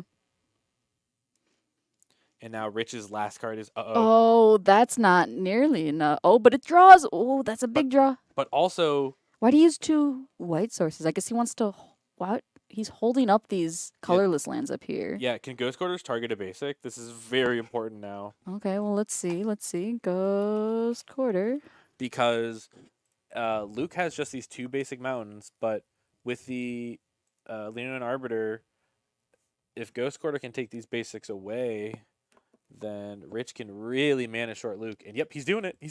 He Rich, pay really 2. doesn't No. want me to show No, Luke, Ghost pay 2. Quarter. Luke, pay the 2. Luke, pay the 2. Luke, pay the 2. I know this card is from like 10 years ago and you've probably never seen it. Yes, Luke. It's also in Japanese. Yes, king. All right, he paid the 2, which is going to allow him to search for this one, which means Rich is most likely not to pop the second Ghost Quarters, so that, I don't know if there's a priority window to try to use the second Ghost Quarter, but Rich is the one playing these cards, so he knows. Leaving Luke with just these 2 lands can go after one of them all over again. Ooh, he's got another lava dart. Oh, no, excuse me. It's an unstable amulet. Okay, and he already has 2 energy, it looks like. Surveil a land to the grave. 1 prowess trigger. Rich is anxiously playing with the Ghost Quarters there. Very excited to use it. I did not know that Ghost Quarter could target a basic. My goodness. Destroy target land. Sheesh. But this slick shot in this DRC, you're about to take it home. Yeah, Beza does not fly, and neither does the Leonin. Oh, so the question is what is Rich's last card? That's a great question. Oh, big Oh, flip. it's a land. Oh, he's been Hollywooding. I can't believe Oh, this. man. Rich? Never. Just a quick count. Okay, yep. All right, you got it. Ooh, Ooh. wow. Big shouts to Luke. Mulled to 5 twice. Yeah. Played against Thalia, Authority of the Councils. Just had to grind Beza. The lifelink on Enduring Innocence. Rich at one point was at like 22 on turn 6 of this game, and Luke was still able to slam all the way back. Power, I mean, you got to say it. Slick shot, show off. Yeah, I think if draws had gone slightly more in Rich's favor, that game would have gone differently, but Luke drew well. Oh, there's a Wild Slash. I love seeing that card come out. It's a Sideboard card for Luke that can allow you to attack through the One Ring. Because it doesn't prevents damage from prevent being that damage. prevents damage from being prevented. Prevents it from preventing. All right. Well, Luke will get some revenge for his dad getting beaten by Rich last round. And we'll move into our backup match here where we currently have Brendan boy. storming off. All right, folks. Well, strap in. This is, I would say, a clear indicator that AJ didn't bonk close enough to the sun. And Brendan in the middle here, storming off.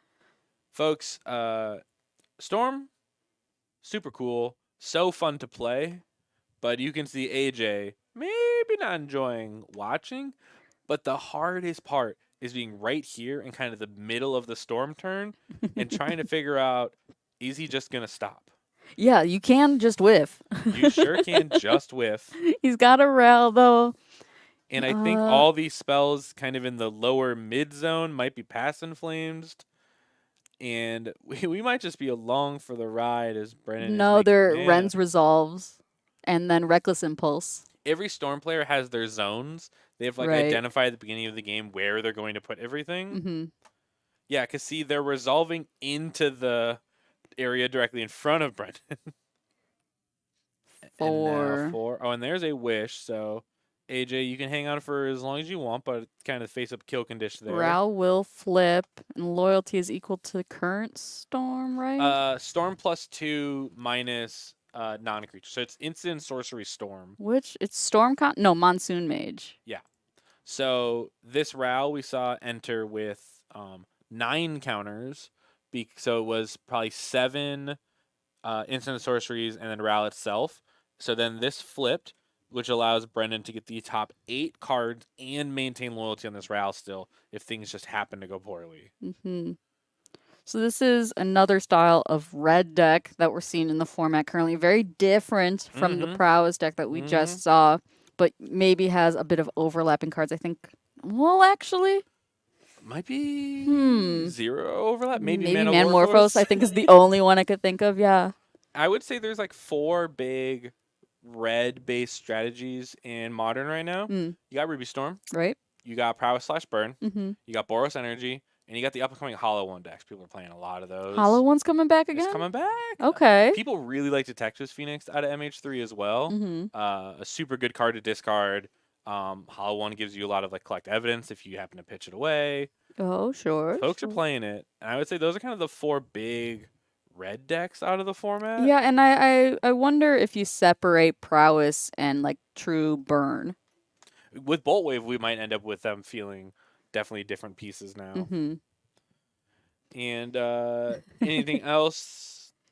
In terms of red decks, goblins. Of course. Gotta shout out goblins. Of course. Of course, of course, of course. I did not mean to misspeak, but here's looks like a resolving pass in flames. And AJ now popping Oh, he's the whole doing something. lantern. Popping the lantern. Uh-oh. You can't flashback those cards if they're not there. That's a great point. Oh, no. I think Brendan might have done what we've all done, which is zeroed in on what it is you need to do and forgot an onboard trick. Right? When you get thick into the weeds of doing something, you might have had a plan from 10 minutes ago, and then you get to that moment and go, whoops. Sure. I've also been in AJ's spot and just been like so into what my opponent's doing that I forget I have the onboard trick. But Brendan has all these cards that are exiled from the Ral, which is Ritual, Valakut Awakening, Grape Shot, that I think even after all of this, Brendan might just be able to scrape together this Grape Shot. And if not a Grape Shot kill, at least a Grape Shot board wipe. Yeah, can you not just grape... Oh, because he's at 20, right? But... Can you do just a little off screen? I think AJ Ziglison, Oh, I don't have the life totals updated. You're right. And we came in... Looks like Brendan is cashing this in on a full board wipe, using the mass amount of Storm to use the Grape Shot to kill off all the 2 constructs in play. I believe there are currently 5/5s. And then Brendan cleaning up all these cards that were used for Storming. Oh, damn. And just try again next turn. Right back on AJ's turn. He'll play out an Ornithopter, equip the non-summoning sick one with some Lava Spur Boots, get in for a point of damage to bring Brendan down to 7. And then a Steel Shaper's Gift. Ooh. Okay. Grab so a hammer? No. I don't know. Grab a... Because he doesn't have any enablers to get the hammer on. Oh, but he'll grab it anyway. Excuse me. Can you pull up a card for me? Of course. Can you pull up Celestial Armor?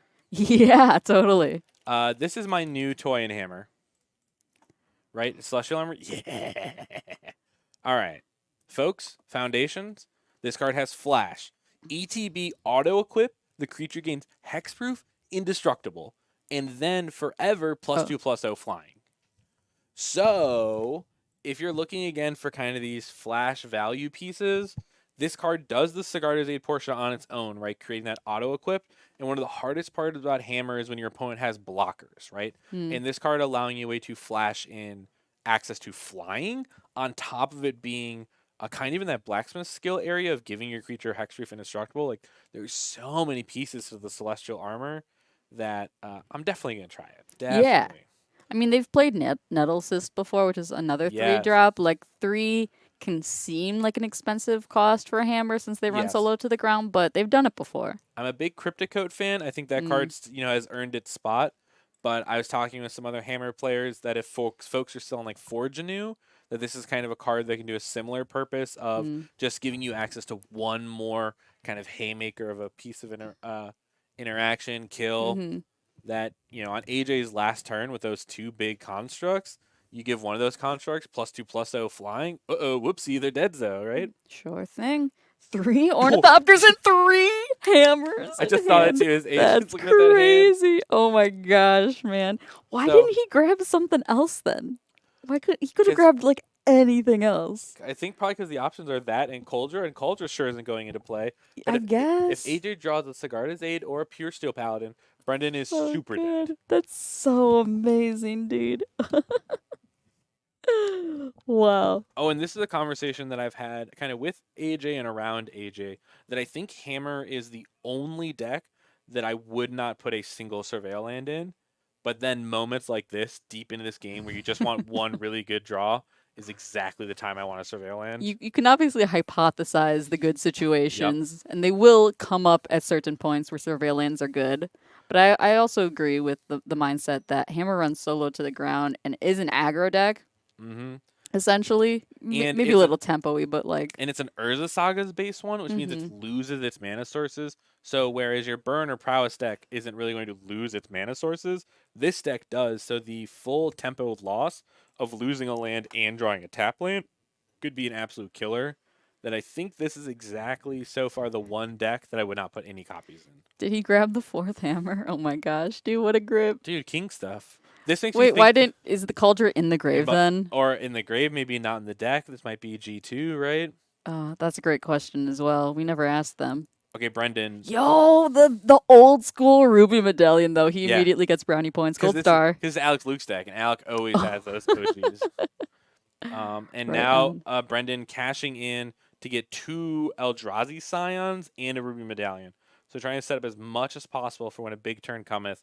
Remember that Passion Flames is still in the yard, and Brendan can even plus the Ral to reactivate his reducer effect.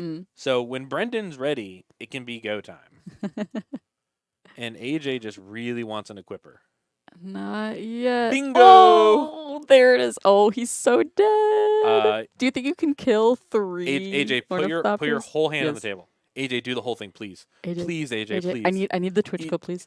AJ, please. Okay. AJ, please. All right, Brendan. No blocks. Now he's got these 2 Scions, so he's gonna block the Stoneforge.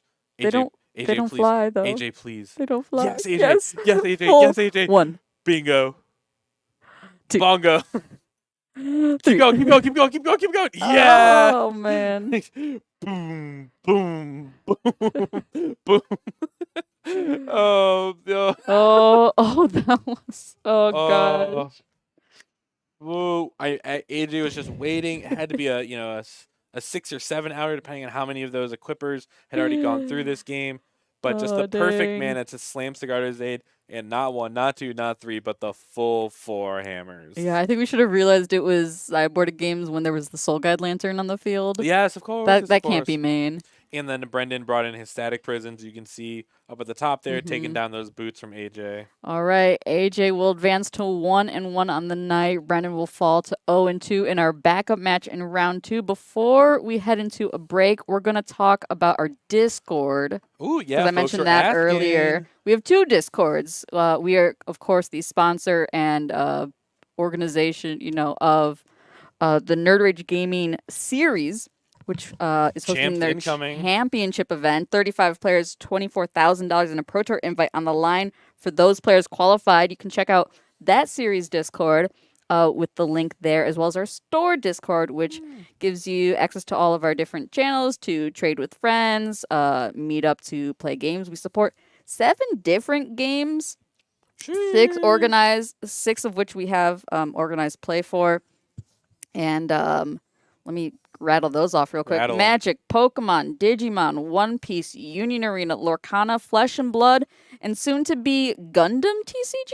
Okay. Oh yeah, I heard there's Learn to Play soon, right? Yeah. We and I don't think too many other stores in the area got accepted to run a beta event, I think they're calling it, Okay. for Gundam. So we're going to have very early access as in terms of a retail store for that. I do believe there's a Kickstarter as well. Sick. Shout out to the Gundam TCG. Yeah, I know some people that are really excited for this game. We're big Bandai fans. We, of course, run 3 of their games already. So tons of chatting and trading to do in that Discord. That's also where you can hit up our players and ask them for any of the decks that they've played tonight.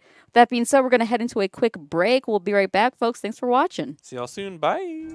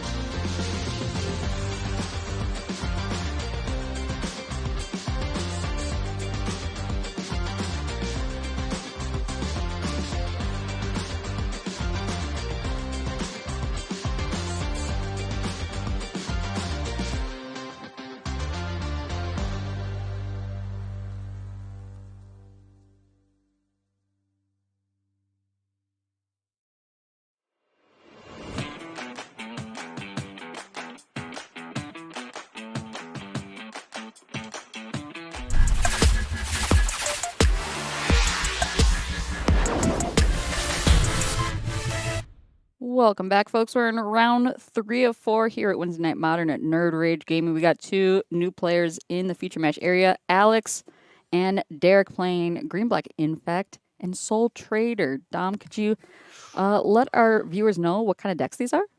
Yes. So we have the tried and true strategy of Alex Luke here on the left. For those that do not know or understand the Infect strategy, so Infect is a strategy designed around creatures with the Infect mechanic. It might be similar to Toxic, but Infect is the old school version that it scales with the amount of damage dealt. So, for example, if a Toxic 2 creature deals 7 damage, it's still only 2 Infect. But if an Infect creature deals 7 damage, it's 7 Infect. And then for Derek, we have the Green-Black Soul Trader deck. So this is Warren Soul Trader, the 3-drop from Modern Horizons 3, alongside a Grave, oh my goodness, Grave, the 1-drop, Grave Crawler, Yeah. can allow Derek to infinitely use the treasure to replay that exact same Grave Crawler because the Warren Soul Trader itself is a zombie, but it costs Derek a life each time. So the important piece is to possibly find sources of life gain or to just use these pieces to generate as much value as possible. We see Alex Luke setting up here with the Hierarchs, both Ignoble and Noble. The reason being is these creatures have Exalted, which means if a creature with Infect gets in there for damage, it's going to get additional power. So it's double duty off these mana dorks. Right. Nowadays, the mechanic used, or the keyword rather, is Toxic, which does not scale with power. This is old school Infect, which does. We'll see how quickly Alex can kill here. Infect can go very quickly. It's old school, but not the oldest school. What precedes Infect? Poisonous. Oh, I've actually never even heard of that. Yeah, it's the even the proto Infect, which I think is more similar to Toxic. Like a card would have Poisonous 2, and it would deal 2 poison. Interesting. Okay. Yeah, that's so funny that I've never even heard of that mechanic before. Derek here with one of the beautiful reprints of Stitcher's Supplier, milling some cards over, including Warren That's Soul what that Trader. card is? No, that's the full art Soul Trader, right? Yes, the card milled over, and the Stitcher's Supplier in play. Got it. Is, I think it's Jumpstart or something. You have this cool, like, nasty zombie-looking version of it. Jumpstart 22 had a different art for Stitcher Supplier. Oh. Maybe this is the new Jumpstart? Yeah, there was the anime one. Yeah, where it's like holding the arm, I think. This could just be any of 100 commander decks too. But shout out, that's a Stitcher Supplier. And Derek was also using Inquisition of Kozilek to take a mana dork away from Alex. And Alex, I was talking about this before, is playing Street Wraith in his deck. I imagine specifically just for the purpose of moving through the deck quickly. I was saying this before with things like Bobble, Manamorpho. Street Wraith's on that same list of cards that if we push a little too far, we can get ourselves in trouble. Alex using that card to push his mana. Scale up. This is turning this Inkmoth Nexus into a 6-power creature, and it's going to get 2, count it, 2 Exalted, 1 for each Hierarch. That's Trigger. Iggy and his predecessor. Derek's piece of interaction in hand is the Black Flare, which goes off mana value, not power, and this land has a mana value of 0. Ooh. So Derek can't snatch this because the only cards available to sacrifice are the Hierarchs, not the Inkmoth. Oh, I see. All right, there's some poison. Just 7. Let me see if our counter works. Update? I don't think so. Okay. Shouldn't be 8. Oh, and I still have the winner pip up. Let me correct that. And you can see cards in Derek's hands. There's a Birthing Ritual. So because so many of these cards have synergy with being in the graveyard, such as returning, like the Gravecrawler does, or being sacrificed, like Stitcher Supplier, there's more benefit to be gained from sacrificing the creatures. So you can see 2 different ways in Derek's hands. The Flare I talked about before, and this Birthing Ritual. Ways that value can be generated by sacrificing what's already in play. But Alex sneakily being able to play around this Flare by using his land instead of the mana dorks. And Alex generally every week plays a black base deck, so probably pretty familiar with the tools Derek has at his disposal as he casts this Birthing Ritual. And Derek may feel incentivized to sack this Supplier to get, 3 more mil. Just the scary part is, okay, Alex with 2 lands in hand. Just revealing his hand, dude. To this Inquisition of Kozilek, but now... That's great. Oh, I see. Sorry. But Derek dead, because Luke on his turn, Alex Luke's be able to untap. Derek dead. He's going to be able to animate the Inkmoth, 2 Exalted means this is a 3-power creature, and that's going to be the Dead Zo. Oh my goodness. Like I said, yeah, Infect kills very quickly. You don't see it a lot either, so it can really sneak Yeah. up on you and catch you unawares as well. Although, What if I told you there's 2 people playing Infect tonight? I do know, actually, yes, there is. And Derek looking at these top 7 cards, being like, can any of these save me? And the answer, I think, is no. There's a Mm, Baby Grist in there. Baby Grist don't have reach. Derek's consulting the hand. Back to the grip. Now back at your man. Back to me. Tickets are now diamonds. And Oh my gosh. here's an apprentice and a supplier trigger. Marionette apprentice? But those are on the ground. They are. Inkbot's very tricky. Alex can actually deal 1 additional damage. So Alex can do 4 in fact. The Inkmoth when it's animated, then Pendlehaven, because it's a 1/1, can give it +1/+2, and then double Exalted. So Alex can push for 4 in fact and only needs 3. And has a scale up in hand just for funsies as the draw per turn. What a draw. All right, animation goes off. Here it comes. Is Derek digging in his... Oh, there we go. Just for I thought he was sideboarding already. been there, done that. All right, go through the motions, go to combat, swing in. May interest you in 4 infect? Trigger. Head nods, head nods, head nods. Count goes to 11. Head nod, head nod, head nod. Don't even need to show the scale. Oh, he's going to keep it hidden too. Look at him. Card scoop, card scoop. All right, we will go to sideboards here, and I do have a deck list for us. Finally, no. Oh my goodness. Let me try. Oh my gosh. So I would say the most important thing in this entire matchup is, Derek, do you have Fatal Push in your sideboard? Why didn't it work? Oh my gosh. Because I'm gonna drop a link to his deck list in chat so people can see it, at least if they're interested, while I try and get the overlay working. Because we saw Derek leaning on Flare that game, which would have been incredible if, say, Alex was trying to beat in with a Blighted Agent or a Phyrexian Crusader, but specifically because it was the land, he's able to sneak right through. And I see Derek bringing in as many Fulminator Mages as possible out of the sideboard to bring in to attack Alex's mana base. Because if you're Derek and you haven't seen Infect before, it sure looked like the only Infect creature available was Alex's land. So Fulminator Mage, come on down. Oh, and Derek has Bowmasters. Bowmasters can be really helpful for trying to fight some of these Infect creatures. And Alex still has Plague Stingers, the 2-mana 1/1 flying infector, has not Blade Agent, but Glistener Elf, the 1-mana 1/1 infector, and Phyrexian Crusader. So Alex went through that full game of doing all the damage off Inkmoth Nexus, but there's 12 other creatures that Derek doesn't even know of that are going to be really coming for him.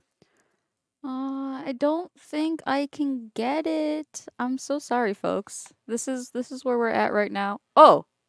Whoa. Okay. It was blank. It was blank. I swear. I swear on the preview it was blank. Can you see it? Yeah. Okay. So there's his deck list. So this is what we were just talking about, right? We can see the extent that there are these Infect creatures.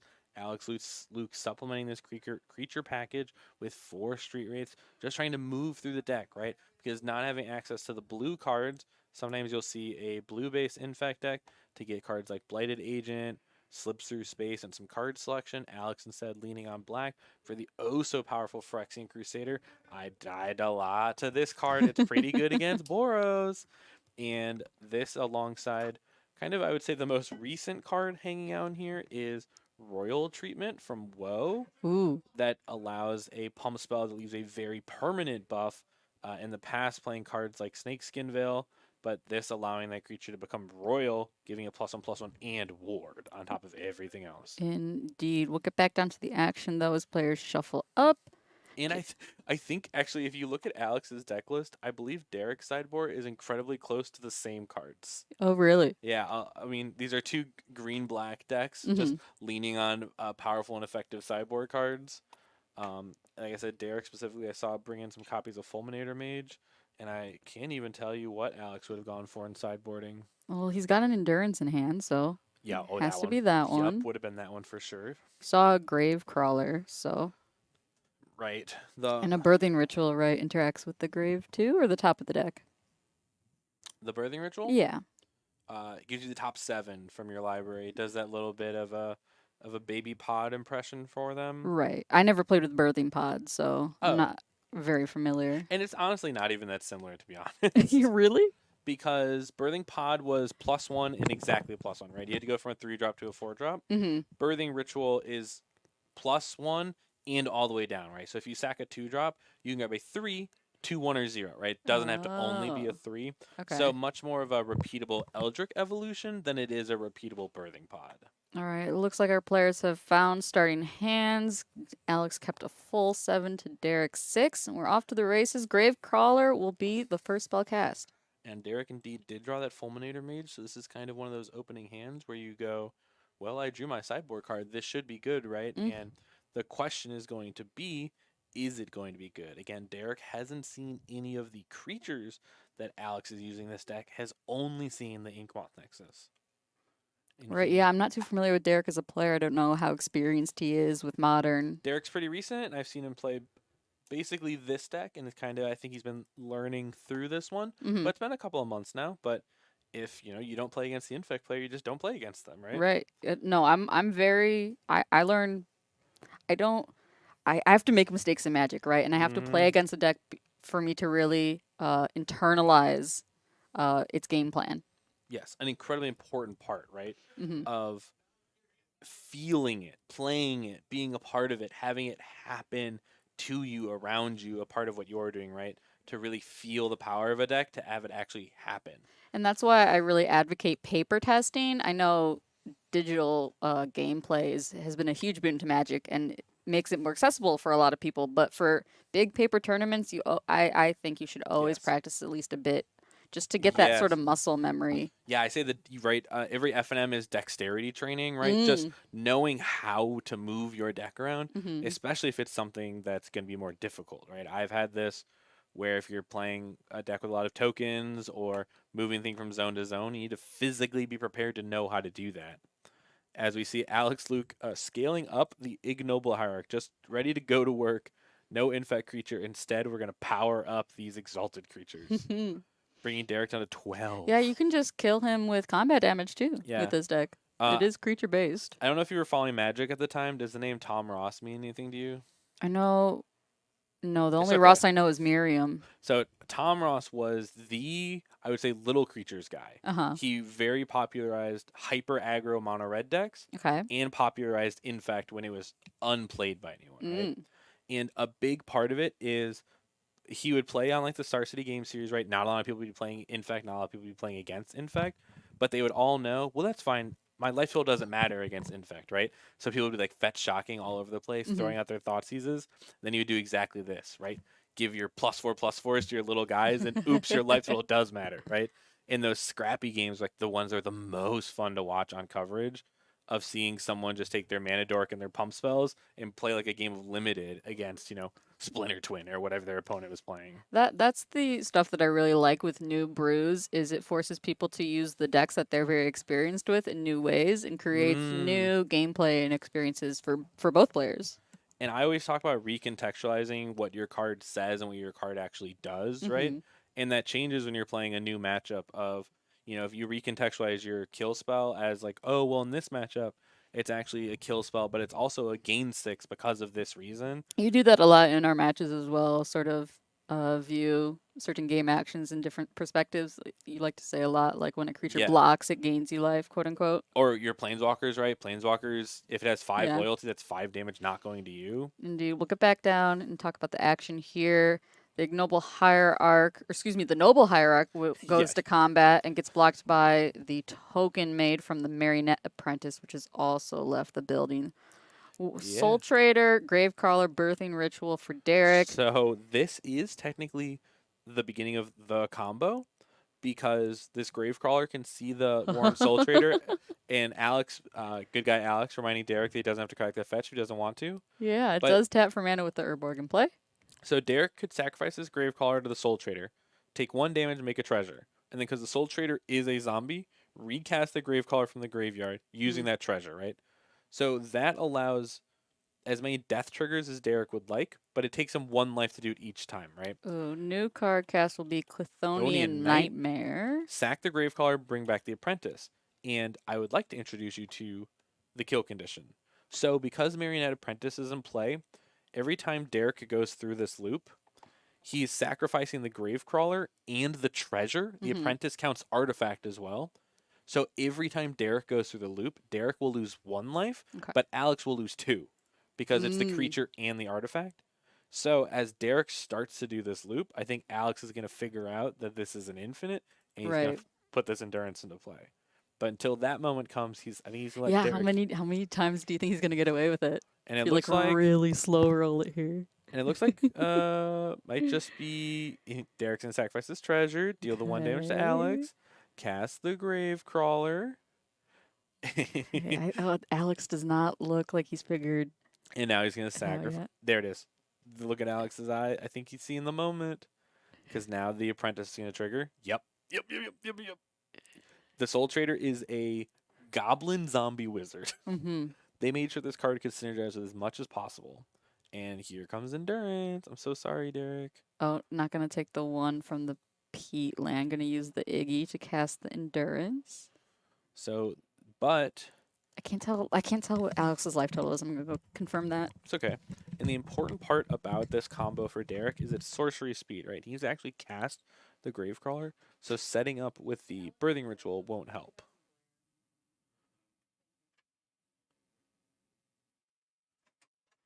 So like I was saying, the Birthing Ritual will happen at the end step here for Derek, and he can kind of find another Gravecrawler, but the combo happens at sorcery speed, right? You can't just start casting your Gravecrawler in your end step. So Derek's going to be able to put the pieces together, but won't be able to fully execute it until his next turn, which gives Alex this big window to try to interact with any of these pieces. Got a glance at Alex's hand there, but not before I could see any of the cards. There's the Royal Treatment. A Might of Old Crosa and a Scale Up. So 3 pump spells. Sick. Specifically, none of those pump spells give trample or any evasion. So as long as Derek feels comfortable blocking, he hopefully can make it through this turn. And Alex, you're an infect creature, a little late, but the important part is going to be how much Alex can bluff and if Derek decides to go for it or not. Yeah, I don't know. He still has the 2 hierarchs, which makes these attacks pretty notable. Yes. Like, this is attacking for 5 before any pump. So, artifact, but no trample. Does Scale Up give trample? No, it just makes it a 6/4. Okay. And Derek, I think you have an Apprentice trigger there. I don't know if you got that. It looks like he missed it. These I think that one. I can never tell like which things we need to remind the players about versus like what we should kind of let go. I kind of put it loosely, game-changing things versus non-game-changing, right? Well, there was the one with the DRC where it was like it has to attack. Must. Yeah, so that one's very clear that we should go intercede with. And this is one of the parts about kind of these aristocrat-style strats is they're very finicky, right? Very specific. Every little point of interaction. Remind me what aristocrat means in this context. So aristocrat, as Derek's casting this Fulminator Mage, right? The aristocrat refers to when the strategy popped up with Falcon Wrath Aristocrat, referring to typically a free sack outlet alongside Blood Artists and recursive creatures, right? So kind of that concept of I can sacrifice a bunch of these, and when I do so, you're going to lose life. So Derek has that style set up here with the Soul Trader, Gravecrawler, and the Marionette Apprentice. That's kind of his free sack outlet, thing to sack, and the way that the game wins, right? So those are kind of the 3 big pieces of assembling an aristocrat strategy that dates back to the first time this strat was put together was with a card Falcon Wrath Aristocrat. I'm going to pull that one up. I don't think I could tell you what that card is. Falcon Wrath Aristocrat. You can tell from the Falcon Wrath, this is OG Innistrad. Oh, yeah. Big the art vampire. style is very evocative. Yeah, you can tell she's in Olivia's, brood, right? Actually, she's not, because she's a Falcon Wrath. But, so this card had Flying and Haste, right? But it had this free sack outlet. And if you sacked a human, this would get a 1/1 counter. So people would be sacking cards like Doomed Traveler and other pieces to pump this up for free. And then if you paired it alongside a Gain and Drain effect, players could just push through. So again, Derek has those 3 pieces in his deck. He started to assemble the loop itself. Alex figured out what was going on, responded with that endurance, and now Derek's kind of on the blocking plan until he can put the pieces together again. Right. Alex has potential kills through combat damage. Doesn't have the flying game plan like he did last time. He does which... now. He has this Plague Stinger. So Oh, excuse me. this Infect creature that he played for turn is a 1/1 Infect Flyer, Mm-hmm. which can now take the cards in Alex's hand and convert those into Infect damage, which I believe was a Scale Up and a Might of Old Krosa. So on Alex's next turn, he'll make this into a 6/4 and then give it +4/+4. And as long as nothing bad happens, Alex will be able to come through for lethal. Derek needs something like this Bowmaster Ooh. to shoot the Plague Stinger. Ooh. We got a lot of little guys next to this Endurance on Alex's side of the board. Yeah, the hard part is Derek's going to want... Oh, just kidding. Okay, gonna grab the Marionettes. Yep, sack a Marionette, find a Marionette, right? But this does a damage and nets A creature, a yeah, blocker. if Derek wants it. Oh. Well, we got the flyer now on Alex's side. Mm-hmm. He doesn't get... He has to sacrifice it to get the other ones. Right. They don't double trigger, Yeah. is what I think we were figuring out there. And I would just like to say this points out the importance of, we know there's the one trigger that Derek missed, but there might be a couple others of these small losses of 1 life. And with Alex being at 9, right, there are scenarios where if Derek sacked both the creatures in play, right, that would have been like 2 more losses of life. That there's sometimes ways that you can scrap together these little sacrifice strategy kills. Alex is just going to go the 1-2 punch here if his Scale Up and his Might of Old Krosa. Going to deal exactly 10 points of infect damage here. Alex spent a long time. And he got the ink moth too if Derek had interaction on that side. And there's the hand. The infect strategy taking it down.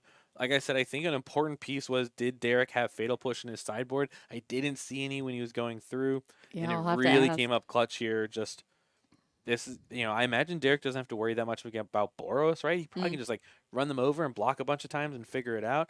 But in fact, your kills are so important here because or else that creature's going to take you down. All right, that was our main feature match. We head into our backup match where we've got AJ versus Brian, Hammer Time versus 4-color Control, the Tepper Pile. I don't know what we call his deck these days. We got some he's Psychic playing- Frogs, I see. Yeah. We got a Minimo, which of course means the One Ring is somewhere in there. Take Jeskai Energy, Mm. take Jeskai Scam, and take Frog. Put them all together, and that's what Tepper's been up to. There you go. The Omnaths have been cut for the Frogs. That's kind of the basis of what's going on. Well, let me figure out what game they're in as well. Excuse me. No problem. And we've got AJ here with a Giver and a Lava Spur Boots alongside a Sigarda's Aid. AJ has at least one protection card in hand in the form of this Surge of Salvation. So it'll be interesting to see what sort of interaction Tepper tries to go for, because Hammer kind of telegraphs, oh, I have a bunch of interactive pieces, even when they don't, right? Because sometimes they just have nothing or they have interaction.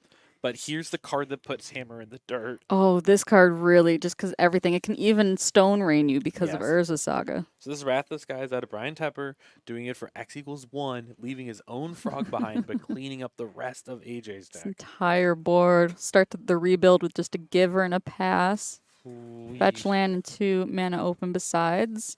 So on top of all the other bad things that have happened to Hammer over time, Wrath the Skies is the worst. Yeah. 100% the worst. Because it cleans up your Sigarda's Aid, your equipments. Your whole deck. Your Your whole whole- deck. yeah. And I'm trying to think of anything. the surviving pieces are Cauldron or any of your 3-drops, I right? was going to say like Forgeanu, yeah. Cauldron, sure. And But the germ dies, so. yes. No, the germ is indestructible. Oh, true. Tepper, I would say, is one of I think the only player in the room or any of people who play here regularly still playing Wrath of the Skies, right? All the Flex Slot boys are back on Supreme Verdict, not playing Wrath of the Skies, and we don't have any Gorios players, right? So no one else kind of using like Wrath of the Skies to leverage like the mana cost advantage there. So it's just Tepper. So AJ has run people over like week in, week out, right? Like 4-0 with Hammer, like no questions asked. But the second you end up against the Wrath of the Skies player again, it gets so hard. Yeah, I got to imagine you have weeks here at the store where you get like both ends of the spectrum because the metagame is so diverse. You can get some really good matchups in your favor or just get, Yeah. Trashed. And frogs, they draw more frogs. Mm.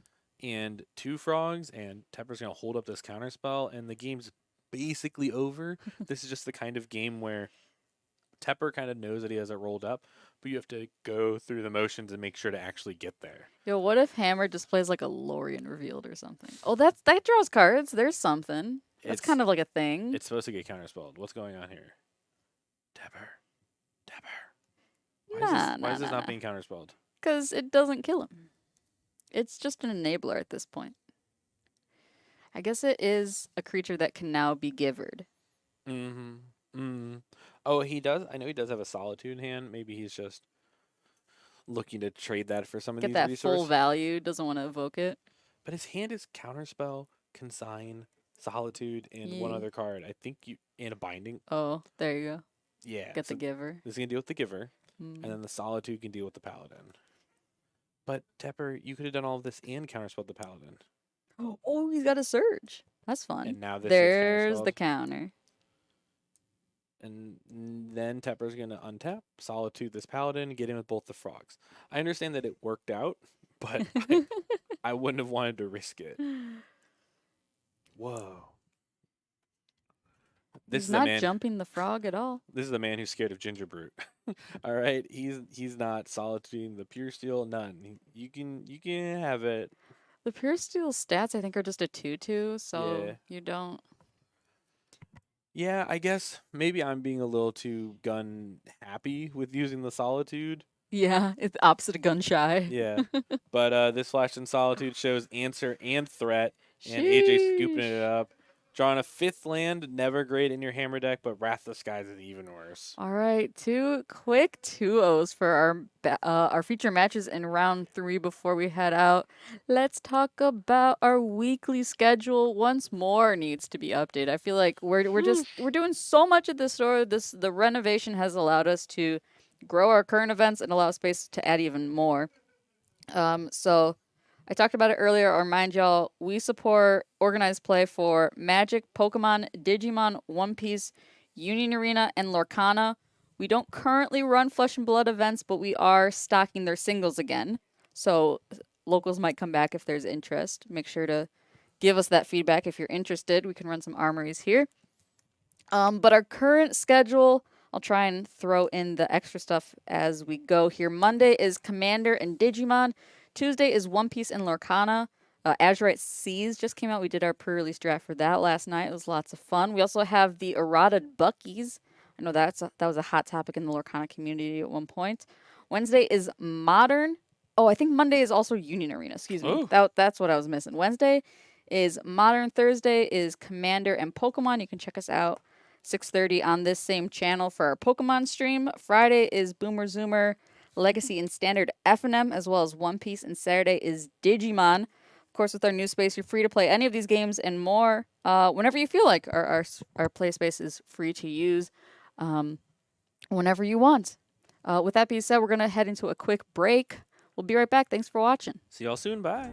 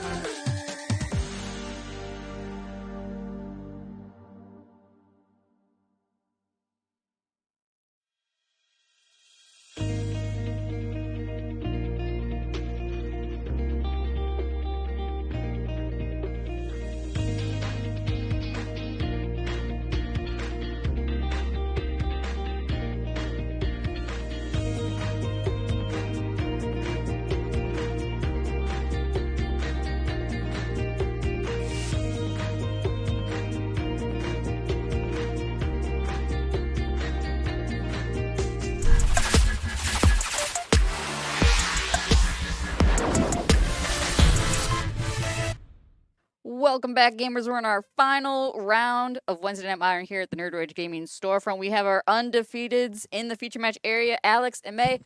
Go ahead, guys. Still got to get out to shut the door, so I don't know how much time that saves there. May. I talked to May last week. We were referring to this deck as Manifesting Demure because the Oculus Manifest Dread, and then it's very demure control. and mindful. Yes, very demure and eyeball. And eyeball.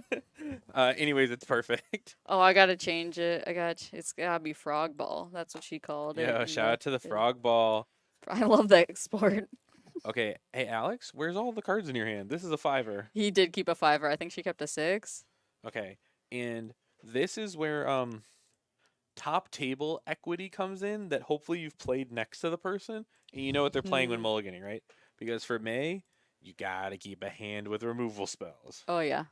And May might. Frog Ball's got some dig. This is a revolted push to take down this Phyrexian Crusader here on turn number 2. Ooh. Very, very important for May. Oh, just kidding. We're just gonna surveil. Just chill. This makes you think May might have a fetch to also trigger Revolt on the upcoming turn here. Mm-hmm. And using this as a chance to weave in this Surveil land. Bin that island. Big fan of that island. And draw up. She has the... I guess she probably keeps them in her Merfolk deck. The snow-covered pixel lands. I love those. I'm trying to figure out what islands to use for my standard deck. Ooh, it's a big choice. It's an important choice. I typically default to the Wild of Eldraine basics. Those are great. I like those a lot. Mm-hmm. Specifically the forest, though.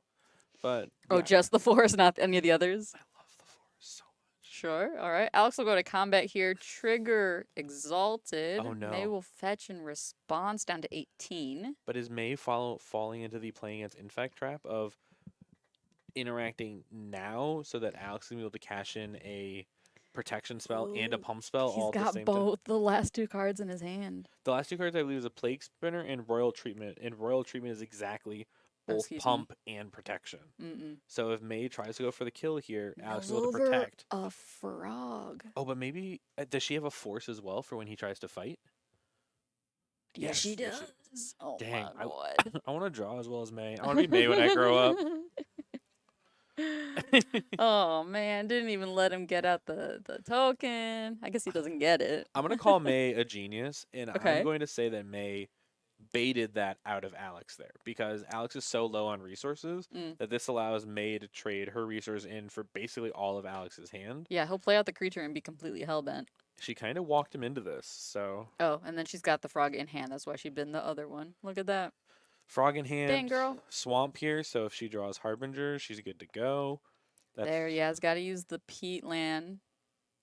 Push it. Trigger Revolt before you get the draw, dude. I would be making that face too, Alex. That's crazy, bro. I walk up and I push him. Push. Oh my gosh. I don't want to touch that stinger. That's gross. That nasty. Alex here drawing Inkmoth though for turn, so continuing. Ooh, blocker. Yeah. I don't know if in fact blocks very much. No, but it does fly when she jumps the frog. Yeah, which but Alex she will over the hierarch. Yeah, and Alex Smack can't and risk draw. it. Pitch a Thought Scour 2 for some gravy on top, down to 14 for Alex. Interesting. May's smarter than me. I would have cast the Thought Scour and then binned what I picked up from it just to have more Feed cards the grave. in the yard. Yeah. Yeah. But May's smarter than me, so possibly holding up to double spell here. I know. I feel really like I played her in pre-release, which is so low stakes, and I was just like, I feel very outclassed right now. I also think May lures you in by being like a kind, gentle, funny person. And then you're like, but I'm also being steamrolled. But she's also like a deadly killer. Yes. And big graveyard fill, but Frog just still coming in for a little bit. What's the retro card in his hand? Oh, oh, you mean Become Immense? Oh, right. Yes, yes. Of course, the classic card. Yes. Whoa. Whoa. Dang. Wait, she dies anyway? She oh did. my gosh. She Wait, what just happened, dude? We were... It was mutagenic growth, plus, so it's a 1 power creature. Uh-huh. Mutagenic up to 3. Okay. Exalted up to 4. Become Immense to 10. Dang. We were gassing her up that whole game too, and then Alex was just like, I win? Just infect stuff. I win.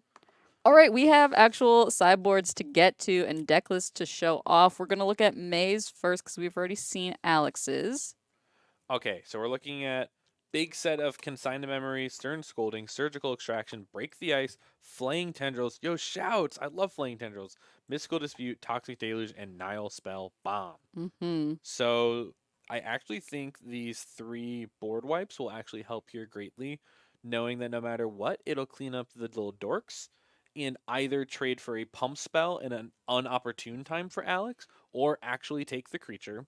Same deal with Stern Scolding. Scolding can trade for all of the infect creatures in this deck that aren't the land, right? Stern Scolding will eat the 1-drop, the 2-drop, and the 3-drop. All of them are 1 or 2 power. So Stern Scolding can clean up all of those. So we're looking at 2 Stern Scolding and the 1, 2, 3 Wrath effects, and possibly even Mystical Dispute, just for the purpose of having more counter magic. It's an expensive one. Really? Okay. But it depends on if cards are bad, and I'm not seeing a lot of bad cards. So probably those 5. I'm a big fan of supplementing sometimes your cantrips for just your good cards, because typically you're on the hunt for the good cards anyways. And then maybe supplementing maybe an eyeball or something somewhere, right? Just making sure that you can interact as much as possible. Dude, I don't know. I feel like there's very few cuts to make here.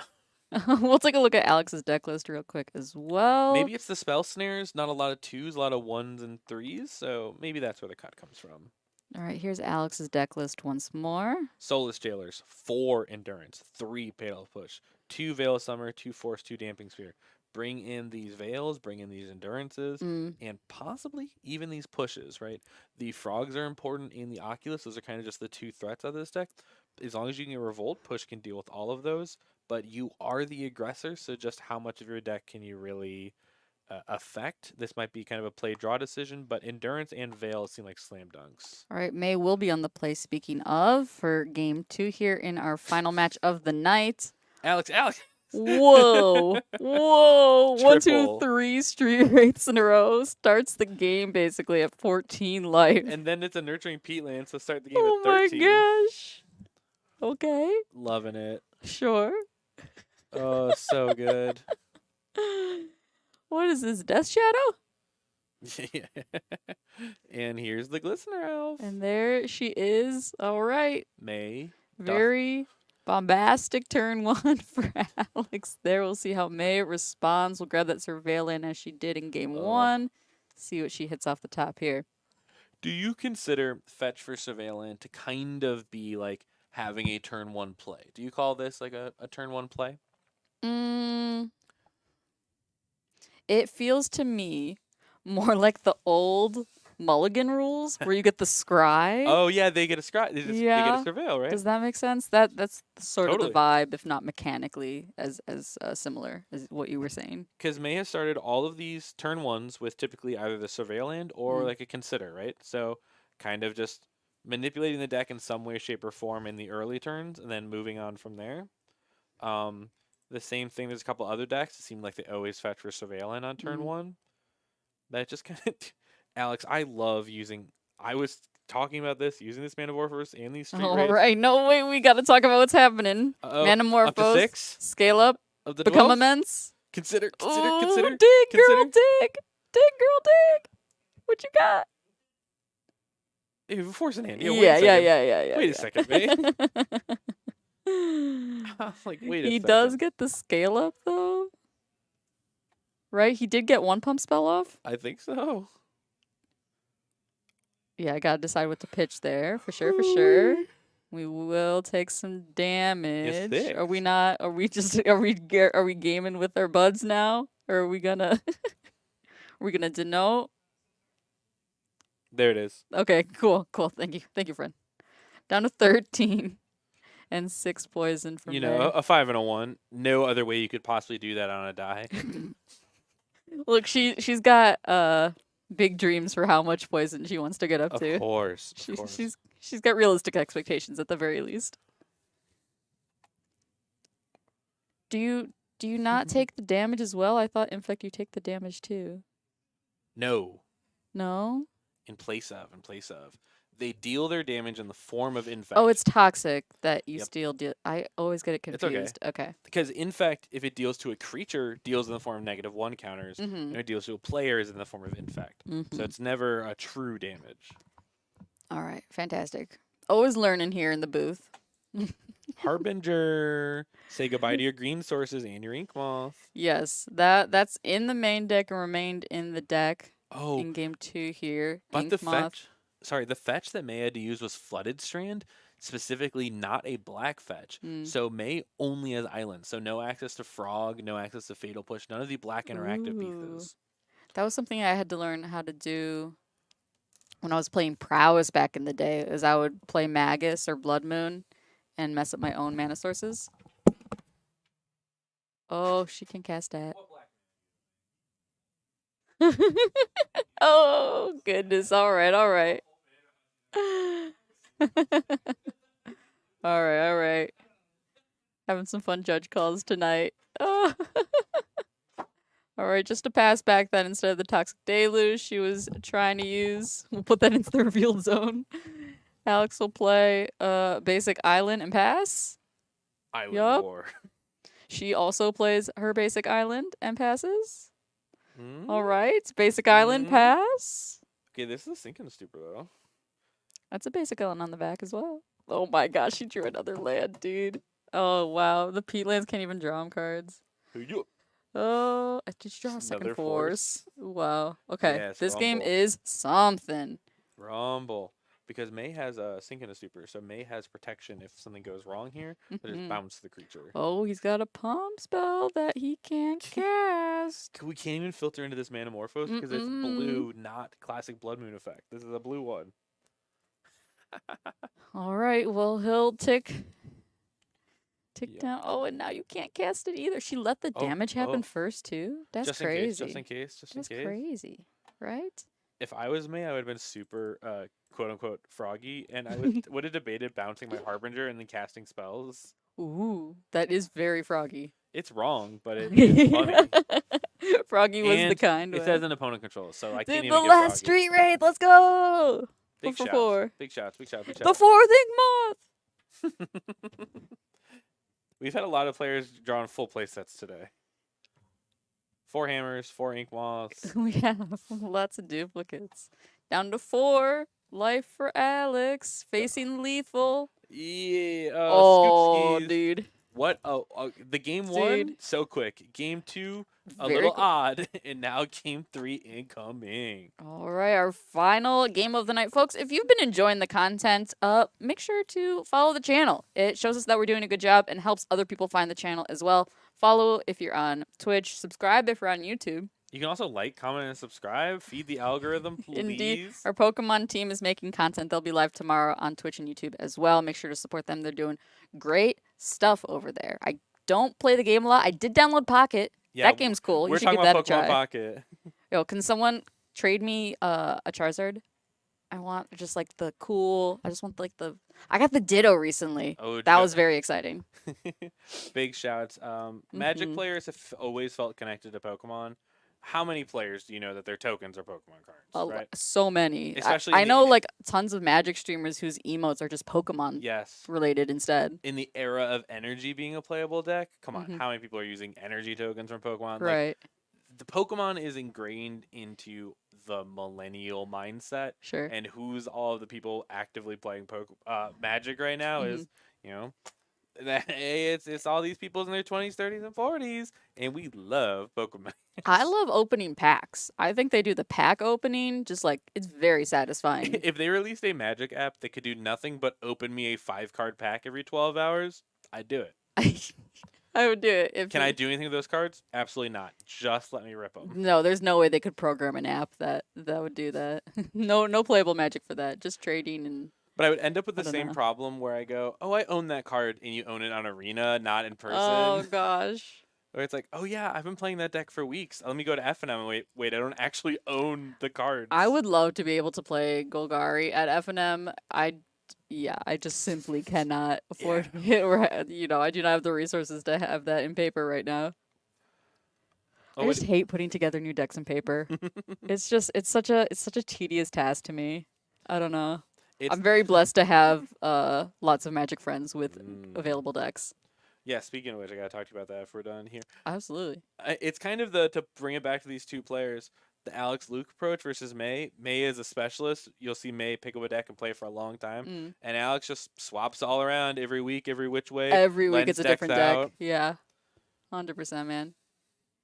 Here to have a good time. May too. Good time and long time. Game number 3, round 4, final fight. Fight.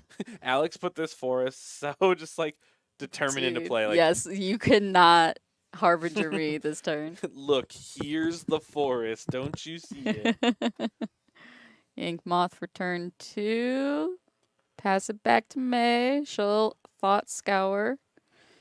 Then land Counterspell. Love Thought Scour. Love me a Thought Scour. Can we have Thought Scour on standard? Please, please. I won't do anything wrong with it. Bro, you're already playing. Please. Oh my goodness. Okay. Alrighty. I'll do nothing wrong with it. I swear. Man on Morphos. Alex churning through the deck. Big Rips. Draws a. I can't tell. Wow, she May, was May, so May, May. ready. Come on, man. Let him have it for a second. Now, anyone else noticing the one-lander? Oh, I have now noticed. Yes. Oh, girl. I was singing the praise of Thought Scour as a milled over a land, and then there wasn't one, and now Alex is at 4 mana. Plays another Crusader. Crusaders enter the chat. Time to consider. If it's not a land, you've been it, man. These are the rules right now. Girl. Nothing else matters. That Was it a barely counts. sink? That's a sink. Okay. It does barely count. Big Rips. Dark Slick Shore. Oh, that is a big rip. That's Oh, a no. big one. Is it? Yeah, that is Dark Slick. It's not the Verge. Big fan No, of the Verge. I don't think she plays Verges. Let me see. May, you should play your Underground Seas. They're pretty good. Yeah, she ain't got no Verges. We got good lands in Modern. Wait, Verge is good. Verge is way better than Dark Slick Verge is Shore. very good. Well, I don't know. Way better. Well, because you do not. You have a thing for fast lands. And one of them's untapped on turn 4. Here's a Force of Negation on this Royal Treatment. Oof. And a go for the throat at the other card, I believe. Yeah. Yeah? Yep, that's Girl, she's got so many Universe Beyond cards. This is It's true. hard.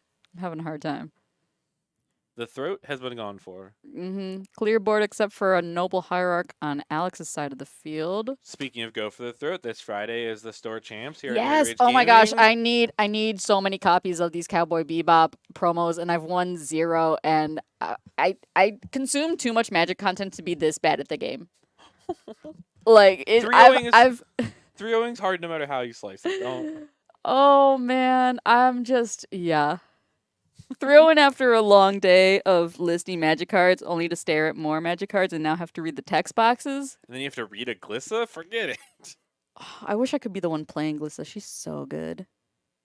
Oh, more removal. This time a Fatal Push on an Ink Moth. Push. Pushing the flying land. Draw for turn will be and The play. Stinger. Uh-oh, it's the Stinger. Stinger May. An Unearth. Cycled. Oh. Drew the Swamp. So May's drawing out of this situation, getting lands. We said before, the Frog Ball can dig. Land for her, she's hit 4. Oh. Alex about to hit his 5th. Just an Urborg. Fixes Swirl. mana a bit for May, though she doesn't really need it. Pendlehaven on the Plague Stinger, making it currently a 2-3. Trigger Exalt for 3. 3-4. Doesn't matter. Gonzo. Another Fatal Push. Life total 16 to 15 in Alex's favor. May gonna cycle another Unearth. Just no biggins in the yard. As someone who's played a lot of Gorios and Persist, the fact that Unearth can at least cycle is big game. Yeah. Ooh. Alex, let me see what you got over there, friend. 2 Palm Spells. 2 Palm Spells. They do equal 12 damage, and May's at 15, so be careful. Just swing. Just swing. If I was Alex, I think I would cash in this Nurturing Peatland before doing anything else. Draw I a like card. that. Yeah. Oh, May drew an eyeball. Oh. I think it's ball. It's time to ball. I think it's ball time. We fly high, no lies, you know it. Where you going? What you doing over there? Ballin'. It's a song from like 2002.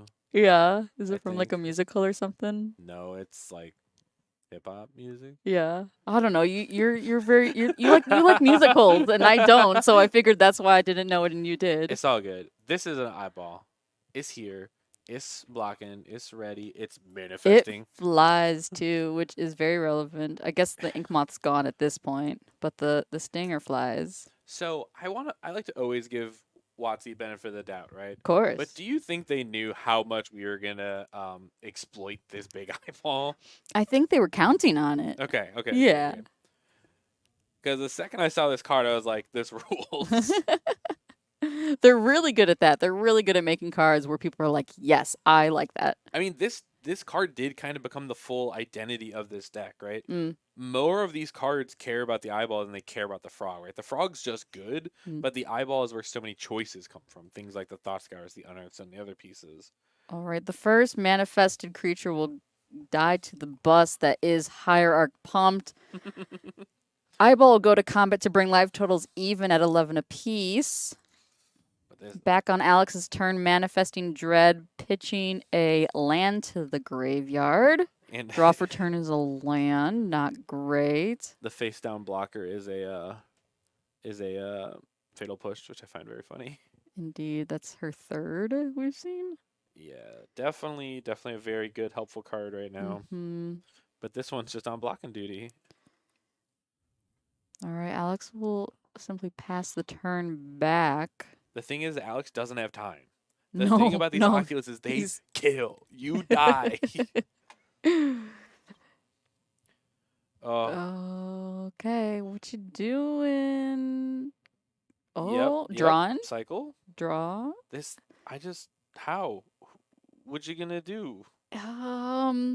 She's got to have so much. She's got what, 5 cards in her hand at this point? Yeah, once May drew out of the 4? mana troubles, I think the game was over.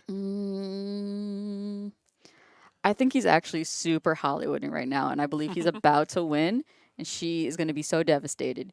Ready? Scale up. I think he's doing the memes. I think he's gonna Swing. pump this up hugely. She's going to not block. Never mind.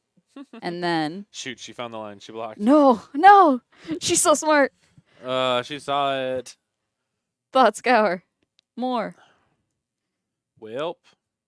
Gotta play it out. I never put her pip. Oh god. Just to reveal your hand of Deluge, Stern Scolding, Bowmaster. Yeah, just all the Counterspell. answers, even if you had stuff. Woo! I try not to do that to folks when they're like, "Oh, I almost had you," and you look at your hand, you're like, "No, you didn't." I know, but it's fun. I want to share with them Yeah, the full information of the game, right? Woo-wee. Well, big shouts to May Mhm. manifesting Demir tonight. 4-0 with the big ol' eyeball, taking down. Let's call it Fringe. Let's call it Rogue. This green-black infect list. I don't know. Alex takes home some store credit as well for his 3-1 finish. And that'll wrap up our coverage for tonight. Folks, thank you so much for joining us. We're so happy to be back and doing coverage with y'all. We'll be live again next Wednesday, so make sure to hit that follow button / subscription button to be reminded when we go live, because our lives are all really busy. We can't always remember everything. And I know you enjoyed yourself so much tonight. I know I did. Dom, did you have fun tonight? I did, and I speak for the trees. All right. Before we go, we're going to do a quick couple of ad reads. You don't have to stay, but we appreciate if you do, as it helps support our stream and keep this running. If you want to buy any of the cards that you saw tonight, why not head over to nerdragegaming.com. We have tens of thousands of cards in inventory right now, and more are being listed every day. So if you see one that we don't have in stock, add it to your wish list and get an email notification as soon as that is added to inventory. We also have a rewards program. The more you spend, the more you save. As soon as your first purchase, get 1% back in store credit. We ship countrywide, ship to continental United States, Hawaii, Alaska, the territories, military stations, military bases, all that good stuff. You can, of course, schedule for a series pickup as well for all of our tournaments there and in store too. We sell singles for so many different games, like Pokemon. We'll be live tomorrow night at 6:30 Central with our Pokemon stream. I believe we're deep into Standard once more now that Surging Sparks has hit the ground. Really great set. I've heard not so much for the competitive community, more for the collector side of things. Ooh. We know we support both at the store here. If you want to check out all the different ways to play at the store, here's most of our events. We also have Union Arena on Monday, and I think that is the full schedule that is updated. We're always adding more. Like I said, 7 full games of singles at this store. Board games, sleeves, all that good stuff. That wraps up coverage, though, folks. So we'll say goodnight to you. I hope you have a good one. Take care. Dom, thank you so much for joining me, of Thanks course. for having me. This is always great. Welcome back. Welcome back. Take care, folks. Have a good one. Bye.